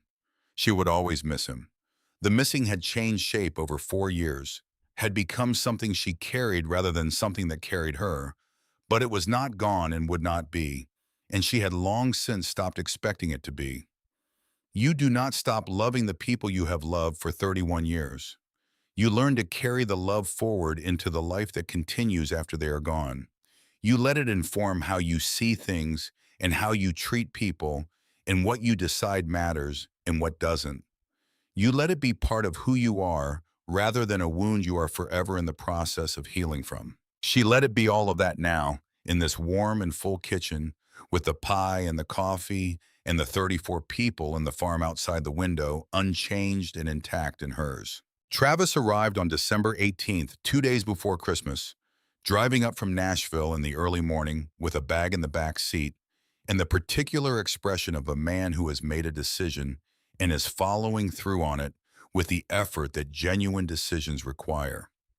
He pulled up to the house in the gray December morning and got out and stood in the cold air and looked at the farm, the fields and the fences and the oaks and the barn, the way a person looks at something they have not seen in too long and are now seeing through eyes that understand what it nearly became. Dorothy was on the front porch. He came up the steps and she let him hold her, which he did for a long moment with his arms around her the way he had not done since he was young. Not the brief, careful embrace of an adult son managing the complexity of a relationship. He is not sure how to hold, but the full, simple embrace of a person who is sorry for something and is saying so with his body because words have not yet found themselves. I should have been here, he said into her shoulder. I should have come sooner. You are here now, she said. They went inside. She had the kitchen warm and the coffee on and the bread she had baked that morning cooling on the counter. And Travis sat at the table where he had sat as a child and looked around the room with the slightly dazed expression of a man encountering a past that is more complicated and more present than memory made it. She told him the whole story, from the beginning, from the night in November when the pipe burst and the knock came at the back door. She told it the way she told everything, without embellishment and without omission. The facts in their right order, because the facts were sufficient and did not need decoration to make them what they were. He listened. He listened the way Vance listened, fully, without the restlessness she had sometimes felt in him in the years after Earl died, the quality of being somewhere else while performing the motions of being present. He listened as if the story was something he genuinely needed to hear, which it was, and had not previously been given the chance to hear completely. When she finished, he was quiet for a long time. "Mom," he said at last, "who are these people?" "Friends," she said, and then, because it was the more accurate word, family, in the way that people become family when they do what family is supposed to do. He nodded slowly, taking this in. "I want to meet them." "You will," she said. "Vance said he would come by before Christmas. He wants to see how the south fence is holding after the repair they did." Travis looked at her across the kitchen table with the reevaluating eyes of a person revising a file they had thought was complete. "You like him," he said. "I respect him," she said, which was the more precise statement. "And yes, I like him. He is a good man who did something that did not need doing for me and did it anyway, and kept on doing it." She looked at her son across the table, the way good men do when they have decided that something is right. Travis was quiet for a moment. Then he said something she had not expected him to say. "Dad was like that." "Yes," she said, "he was." She got up and poured them both more coffee, and they sat together in the warm kitchen with the bread cooling on the counter and the winter morning light through the window, and the farm outside the glass exactly what it had always been. Patient under the same gray December sky it had been under for 87 years. On Christmas Eve, Vance came. He brought Diesel and two others from the club, and Dorothy cooked and they ate at the table and afterwards sat in the living room. And Travis asked Vance questions about the club and the county and the investigation, and Vance answered with the directness and economy that were characteristic of him. And Diesel added the details that Vance left out with the precision of a man who keeps careful track of what matters. Sheriff Wade Dixon had submitted his resignation 3 days after Briggs's arrest, citing personal reasons, which was what it was called publicly, and everyone in the county understood to be something else entirely. The state investigation had widened. Rebecca was now coordinating with attorneys in 3 other counties where Pinnacle had operated. Travis watched and listened, and Dorothy watched Travis and saw in his face the expression of a man updating his understanding of his mother, which all children are eventually required to do, and which most of them, when they finally do it honestly, find considerably more interesting than the version they had been carrying. After Vance and Diesel and the others had gone, Travis sat for a while in the chair by the living room window, the chair that had been Earl's chair, looking out at the dark December fields. "You are staying," he said. It was not quite a question and not quite a statement, but something between the two. "Of course I am staying," she said. "I mean permanently. You are not selling." "Travis," her voice was level and warm at once. "This is my land, Earl's land, your grandfather's land, and his father's before that. I will be buried in it when the time comes, next to Earl, and after that it will be yours if you want it, or you will do what you think is right with it, and it will go on the way it has been going on." She looked at him. "That is not a complicated plan." He was quiet for a long time, looking out the dark window at the fields he had grown up running through, fields that looked the way they had always looked in December, gray and frozen and bare and exactly what they were. Then he said, "I will come more often." "That is all I have ever wanted," she said. She meant it exactly as she said it, without resentment and without the complicated weight of 4 years of Sunday phone calls that lasted 15 minutes. It was simply true. She wanted him here more often. That was the whole of it. Outside, the December wind moved through the bare oak branches, the same wind that had moved through them for all the years those trees had stood and would move through them for all the years after. And the farm was in the cold and the dark exactly as it had been for every season of every year of its 87 years, patient and specific and entirely itself. Dorothy Weaver washed the Christmas Eve dishes in her kitchen while her son sat by the window in his father's chair, and the house made its sounds, and the fields lay still and cold under the December dark, and everything that was hers was hers. She had held her ground. She had done it with stubbornness and with the hospital records she had kept in a filing cabinet for 4 years against no particular expectation that she would ever need them.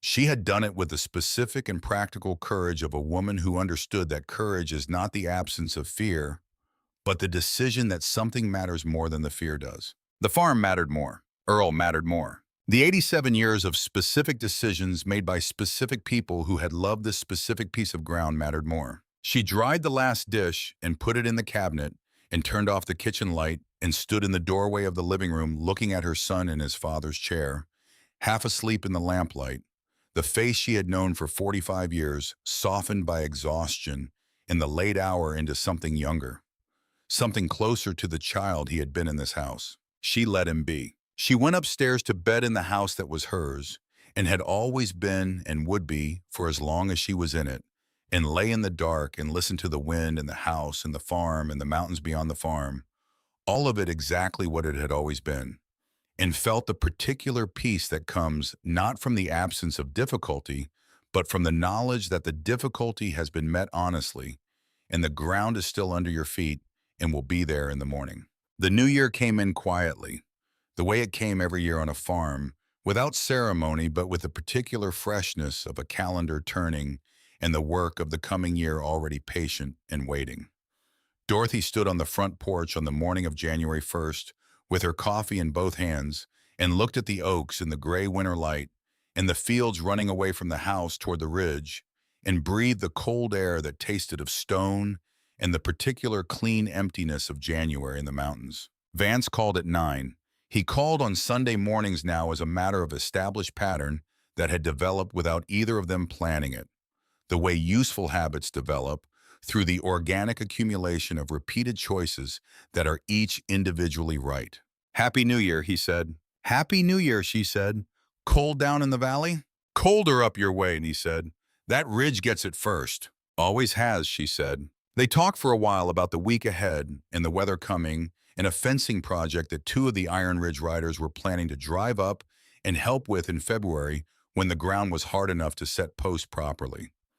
Practical things, the kind of conversation that has furniture in it, the specifics of a shared geography and shared concerns that fill the spaces between people who have decided, without needing to name the decision, to be in each other's lives. She had not thought about what to call this. She found the thinking about categories less interesting than the fact of the thing itself.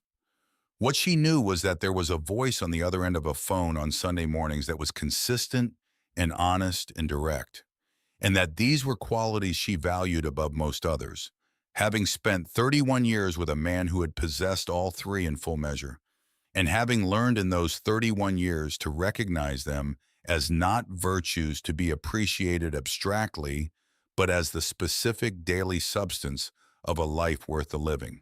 After they hung up, she sat for a moment longer on the porch in the cold January morning, her coffee going cold in her hands, and looked at the farm in the New Year's first light. The oaks along the drive standing bare and patient, the south fence holding its line across the frozen pasture, the new corn crib frame where the old one had burned, rebuilt now, better than the original, with the drainage Vance had designed, and the framing two of the Iron Ridge riders had put up on a cold November afternoon while Dorothy fed them lunch. In February, they came back to set the pasture posts, 4 of them on a Saturday when the ground was hard and the work went well, and the farm rang with the sound of post pounders and men talking while they worked, the particular productive sound of a farm being tended by more than one pair of hands. In April, the apple trees along the south fence bloomed for the first time since Earl had died, in a way that made Dorothy stand in the kitchen doorway and look at them for a long time. The white and pink blossoms against the green of the new grass and the blue sky that April brings to eastern Kentucky after the long gray of winter. And think about Earl, who had planted 4 of those trees himself and never seen them look better than this. In April also, Travis came for a weekend, driving up on a Friday evening and staying through Sunday, and he helped with the fence work that had accumulated through the winter, and ate at the kitchen table 3 times, and walked the fence lines once with Dorothy in the early morning. Learning the farm the way you learn a place when you are actually paying attention to it, rather than moving through it with your mind somewhere else. He walked beside her in the morning light through the frost-tipped grass of the east pasture, and she showed him the places where the drainage ran, and where the soil was richer, and where the fence post had heaved in previous winters, and what had been done about it. The knowledge that was in her body from 40 years of walking this ground, and he listened with the focused attention of a man who is filing something carefully away for later. "I need to know these things," he said. "Yes," she said, "you do." In May, Vance came on a Sunday afternoon with two of the riders in a truck bed full of lumber for the proper tool shed he had decided on, separate from the rebuilt corn crib, a building with better organization and a pegboard wall built to hold a full set of working tools.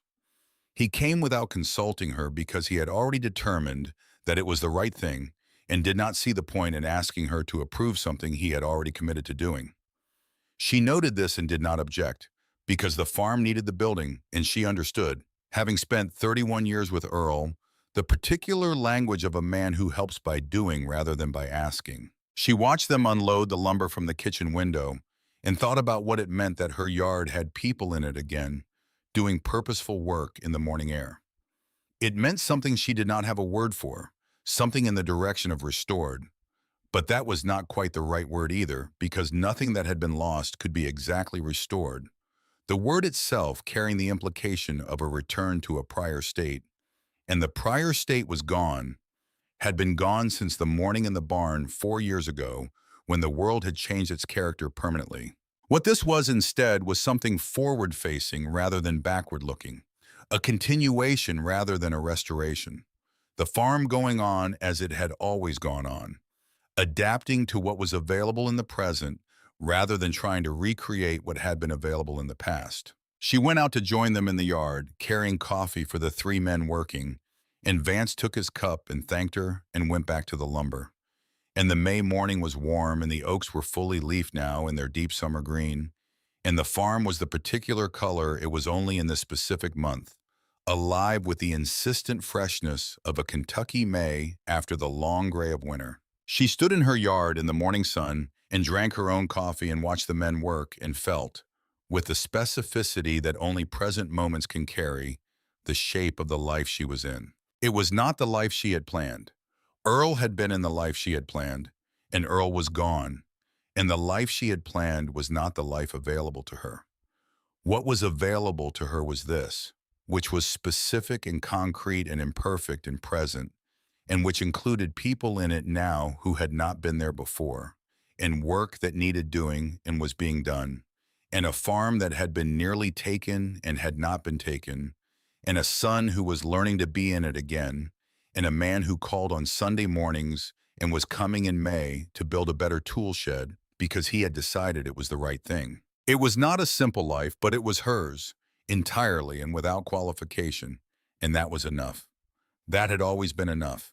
She had just needed reminding. Dorothy Weaver set her empty coffee cup on the porch railing and went to help with the lumber, because she knew how to frame a building, and there was no reason for her hands to be idle when there was useful work in front of them. She worked until noon, and then she went in and made lunch, and the three men came in and ate at her table, and the kitchen was full and warm and loud, with the ordinary, irreplaceable noise of people eating together in a place where they are welcome. Afterward, when the men had gone back to their work and the dishes were washed, and the afternoon was stretching out golden and warm across the Kentucky hills, Dorothy Weaver stood at her kitchen window and looked at her farm.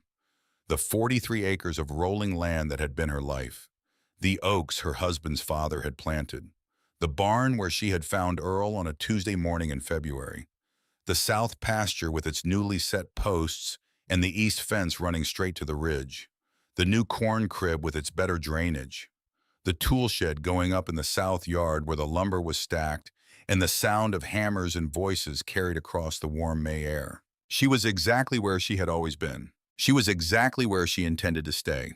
The farm had not changed. It would not change.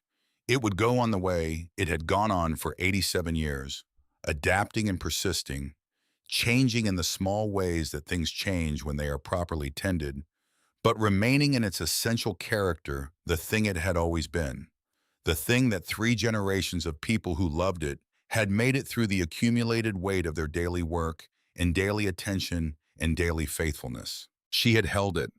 It had held her.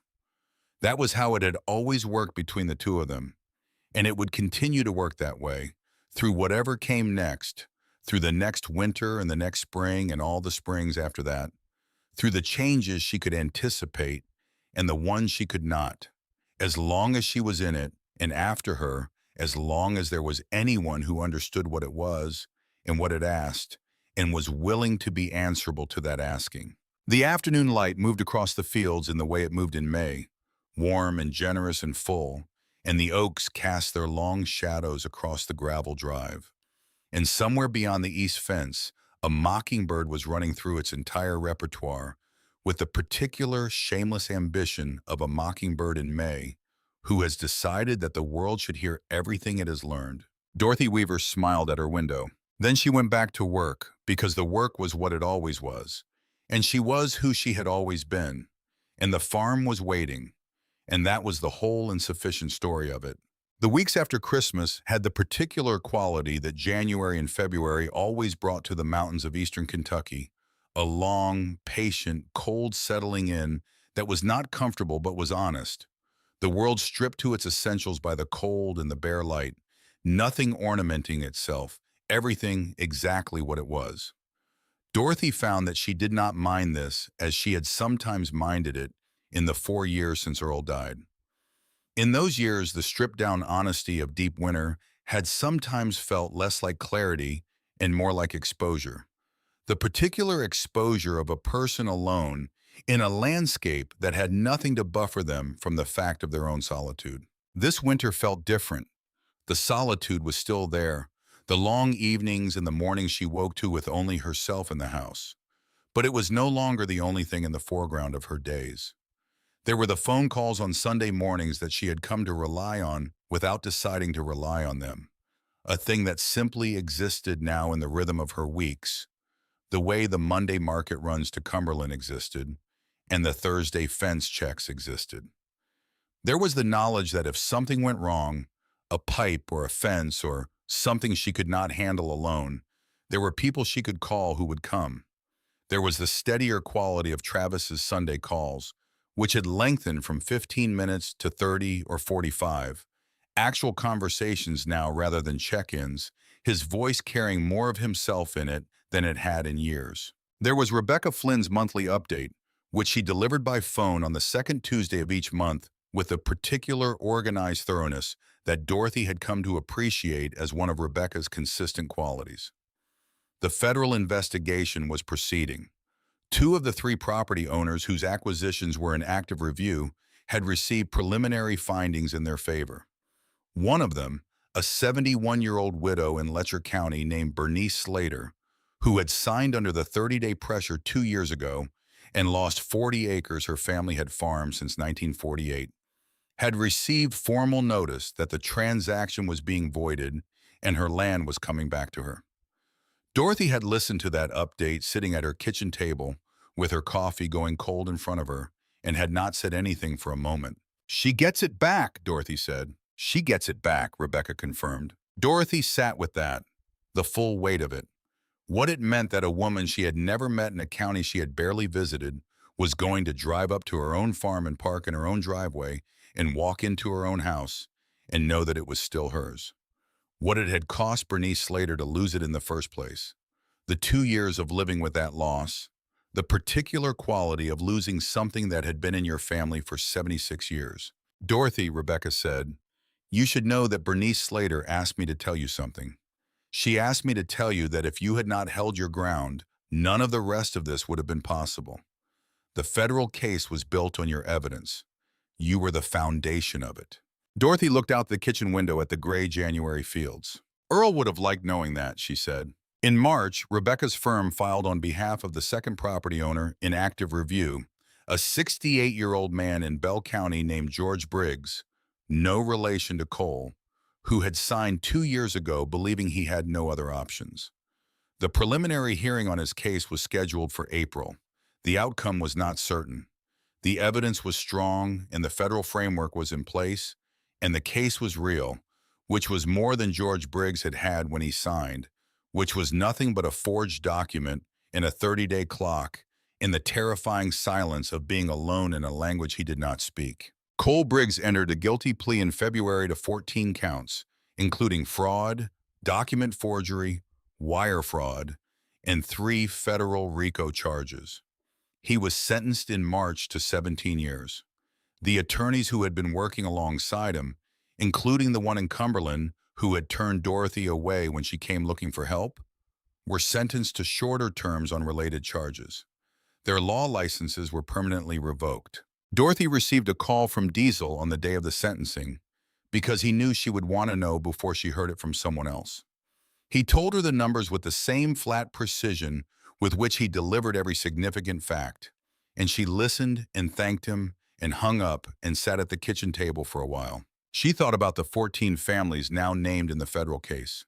She thought about the ones who had signed and lost, who were now in various stages of the process of finding out whether they could get back what had been taken. She thought about the ones who had not yet been found, the ones Diesel still suspected were out there, in counties beyond the four currently under investigation. People who had perhaps not yet connected what had happened to them with what had been done to others.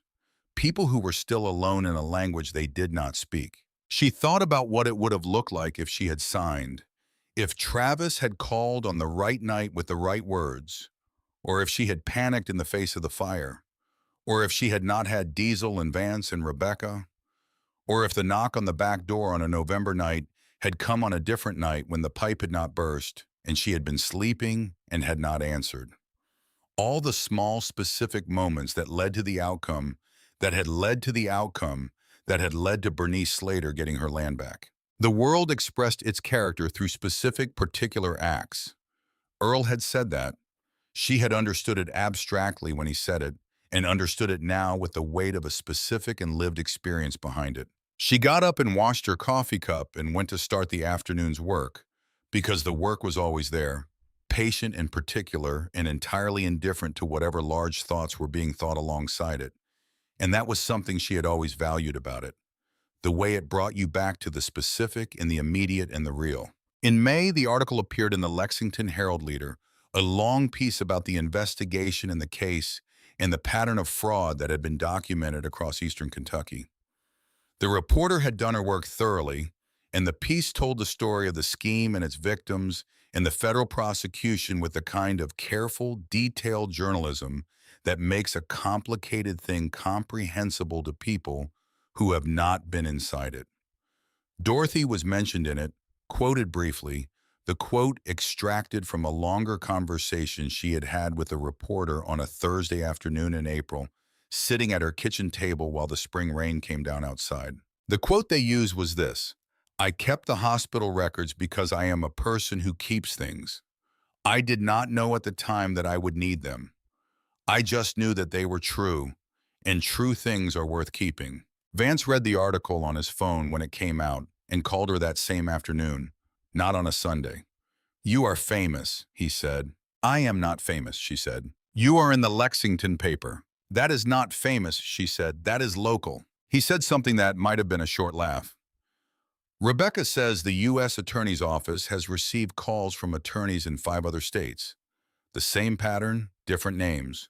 Dorothy was quiet for a moment. How many states? 5 so far. She thought about that. The way a method that worked in one place got applied in another, and another. The way predatory systems spread when no one is watching for them, when the targets are chosen for their apparent isolation, and the assumption is that isolated people do not compare notes and do not build cases. "Then I hope they call Rebecca," Dorothy said. "She is already talking to some of them," Vance said. She made supper that evening and ate it alone at the kitchen table the way she ate most suppers, alone and without ceremony. The particular domestic rhythm of a person who has learned to be sufficient company for herself over the years. She read a chapter of her book, and then she set it down and looked out the window at the dark May evening and the first fireflies beginning their tentative signaling in the tall grass at the edge of the yard. She thought about the word that kept coming back to her when she thought about the past 6 months, which was not a word she had expected. The word was consequence, not in the negative sense, not the consequence of wrongdoing or error, but in the older sense, the sense that meant one thing following truly and necessarily from another. A pipe bursting, a knock on a door, an open door, a warm room and a bowl of soup, and a night on a daybed in a room that smelled of her dead husband's books. And from those specific things, through the long consequential chain that ran from November to March to May and beyond, Bernice Slater in Letcher County, driving up her own driveway to her own house. She had not planned any of it. She had not acted with any particular foresight or heroism or calculation. She had acted the way she had always acted, which was simply by being the person she was in the situation that was in front of her. A person who opens a door when someone is standing in the rain. A person who keeps hospital records because true things are worth keeping. A person who does not sign a document without understanding what is in it. A person who calls for help when she needs help, which was the hardest thing and the most necessary. She looked out at the fireflies signaling in the dark grass and thought that was probably the whole of it. The whole lesson, which was not a lesson at all, but just the description of how a life actually works when you pay attention to it. You are who you are. You do what you do.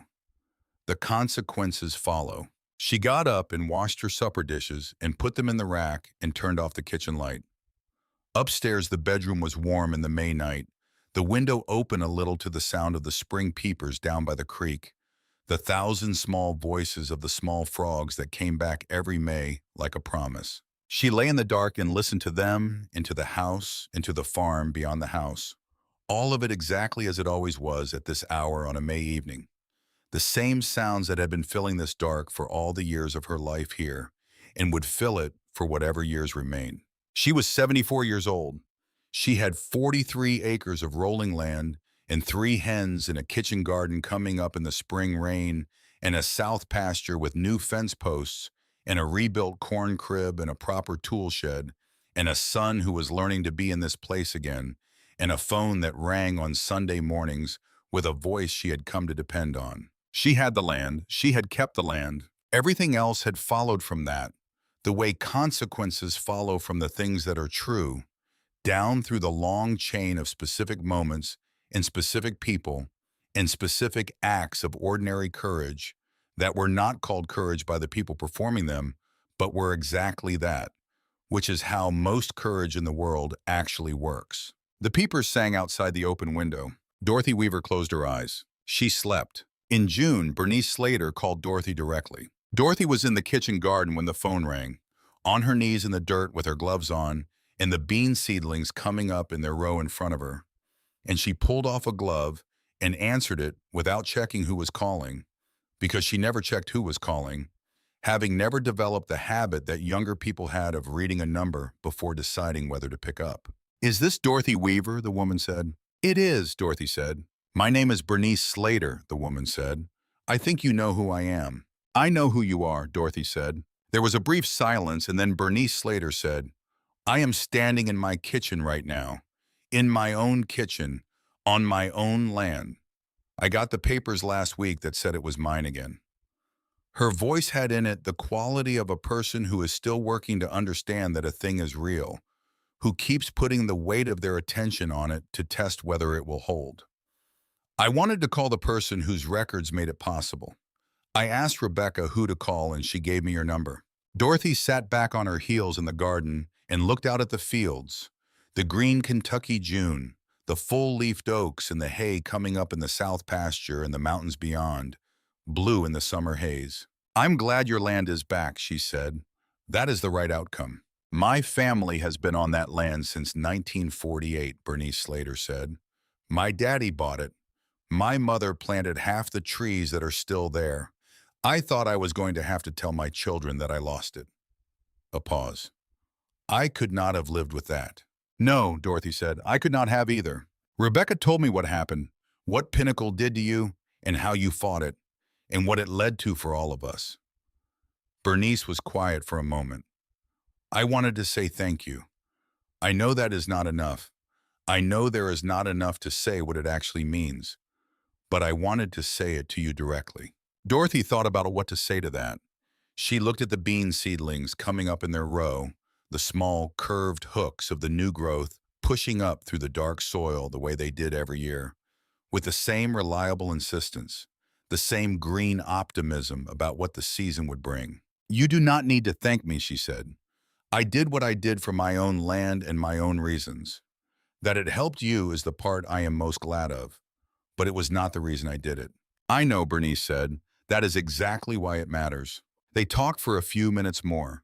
The two women who had never met and probably never would, in their separate kitchens in their separate counties, connected by the thread of a federal investigation and a forged signature, and the particular stubbornness of women who had been on their land long enough to understand what they were accountable for. After they hung up, Dorothy stayed in the garden for a while, not working, just sitting on her heels in the dirt with the sun warm on her back and the smell of the earth around her.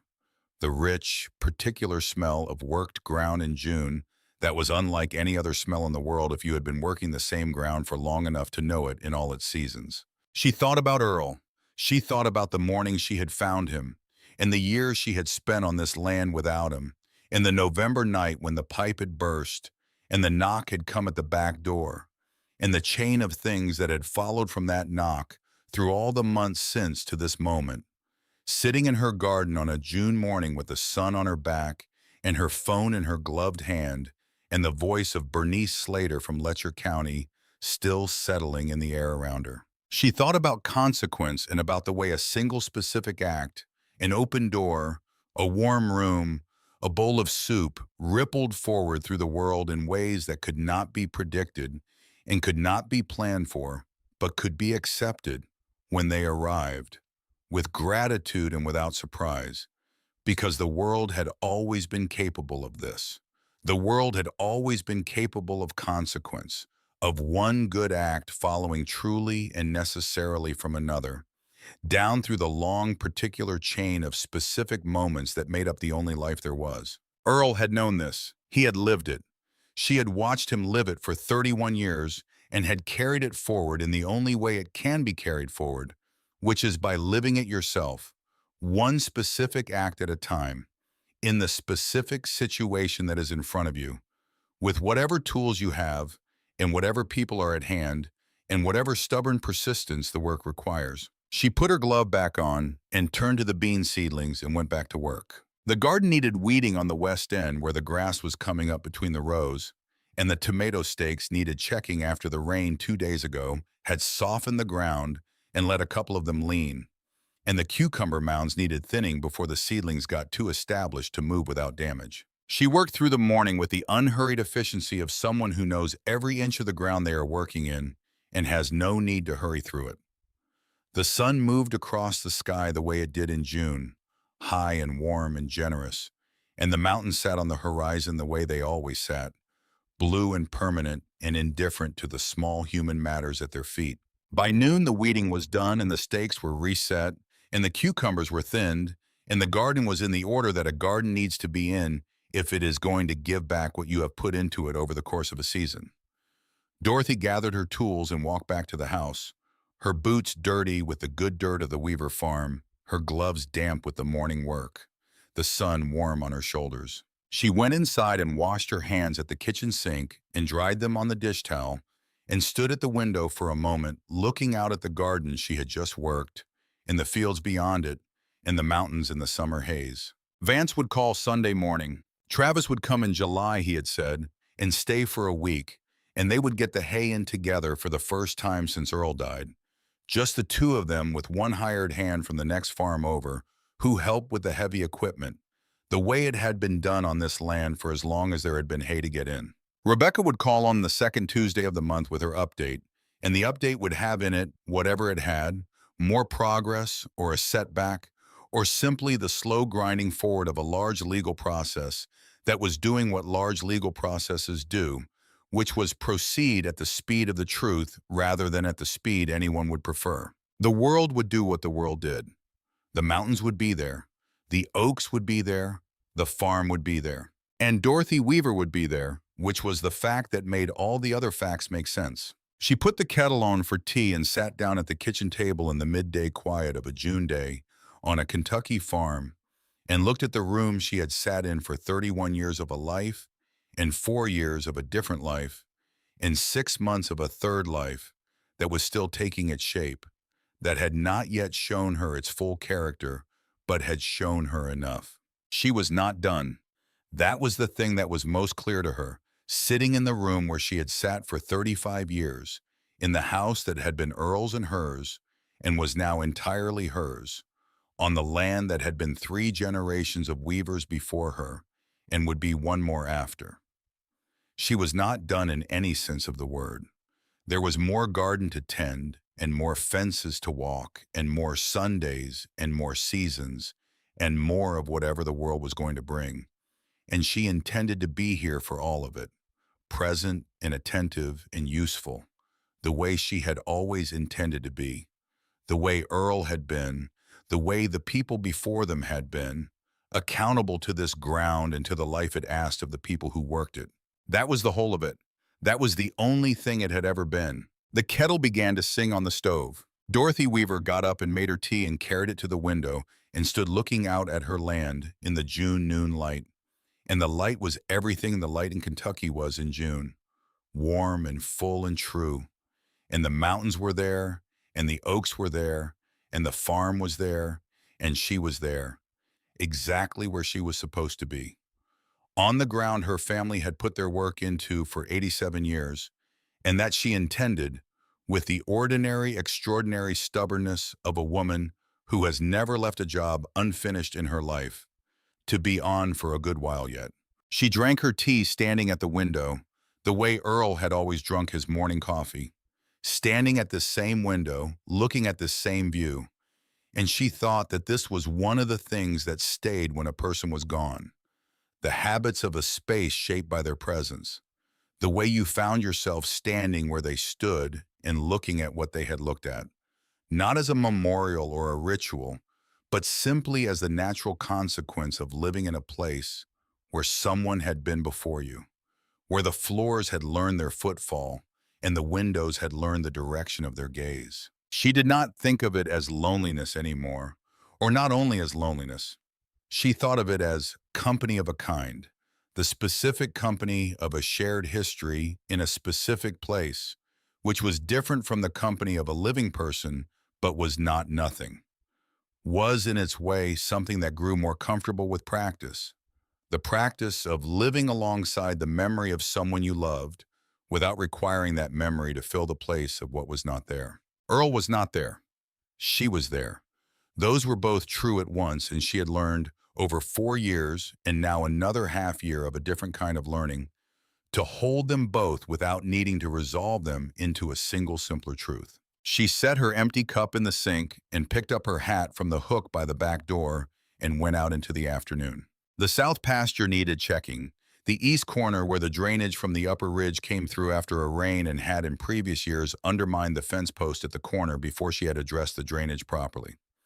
The drainage was addressed now, had been addressed with the help of 2 Iron Ridge riders on a cold February afternoon while the ground was still hard enough to work it right, but she checked it after every significant rain the way you check things that have given you trouble in the past, because the experience of a past problem earns a person the right to be attentive. She walked the fence line with the unhurried thoroughness of someone who knows this walk will take as long as it takes and not a moment shorter, touching each post to feel its solidity in the ground, checking the wire tension, the way she had been checking wire tension for 30 years, reading the fence the way you read a text you know well enough to notice when something in it has changed. Nothing had changed. The fence was what it was, the repair was holding, the drainage was working, the corner post was solid in its proper place. Everything was as it should be. She stood at the corner for a moment and looked out at the farm from this end of it, the whole spread of it visible from the rise where the fence turned, the house and the barn and the outbuildings and the oaks along the drive and the garden green in the summer light and the lane running down to the road and beyond the road, the mountains doing what they had always done, sitting on the horizon with the patient permanence of things that do not measure time the way smaller things do. She had 43 acres. Earl's grandfather had bought them for $1,200 in 1936. She had lived on them for 35 years. She intended to live on them for as many more as she was given. That was the plan. It had always been the plan. Nothing that had happened in the past year had changed the plan. The plan had been tested and the plan had held, which was the thing you found out about a plan when it was tested, whether it held or whether it did not, and hers had held, and she was still here, and the land was still hers, and the work was still in front of her. She turned back toward the house. The afternoon light was moving toward evening, the long June shadows beginning to stretch across the grass, and the air was cooling slightly from the heat of the midday in the gradual, pleasant way that Kentucky June evenings cool, unhurried, and complete. The mockingbird was at it again somewhere in the upper oaks, still running its full repertoire, seemingly inexhaustible in its ambition to sing everything there was to sing before the day was done. Dorothy Weaver walked back across her own land in the long evening light, her boots on the grass that was her grass, under the sky that was the same sky it had always been. And the mountains were there, and the oaks were there, and the house was there, with its warm windows beginning to glow in the fading light. She had held her ground. She was still holding it.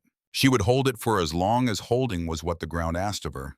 And she would hold it with the same matter-of-fact, unannounced, entirely deliberate commitment that she had brought to everything she had ever decided was worth doing, which was simply this: you showed up, you did the work, you did not walk away from what was yours, and you did not walk past what needed attention, and you let help in when it came, which was sometimes the hardest part and always the most necessary. The door of the house was warm and yellow in the evening light. She went inside. The next morning she was up at 5:30, and the morning was the same morning it always was. The coffee and the news and the coat from the hook, and the hens in the yard and the barn with its warm light, and Earl's tools and their outlines on the pegboard, and the fields in whatever light the day had brought to offer them. She stood in the barn doorway for a moment with her coffee in her hand, the way she did every morning, because the barn was the heartbeat of the farm, and the farm needed someone to listen to it every day, and she was the one who listened. The barn was quiet in the way barns are quiet in early morning, deep in particular. The quiet of a space that has held the presence of animals and work for decades and carries that presence still in the grain of its boards, in the smell of its hay, in the specific angle of the light that comes through the east window at this hour and lands on Earl's workbench in the same place it has always landed. She looked at the tools in their outlines, all of them there, every one, the old ones that had been Earl's and the new ones that had replaced what the fire took, each in its place, each available, each ready for whatever work the day was going to need from it.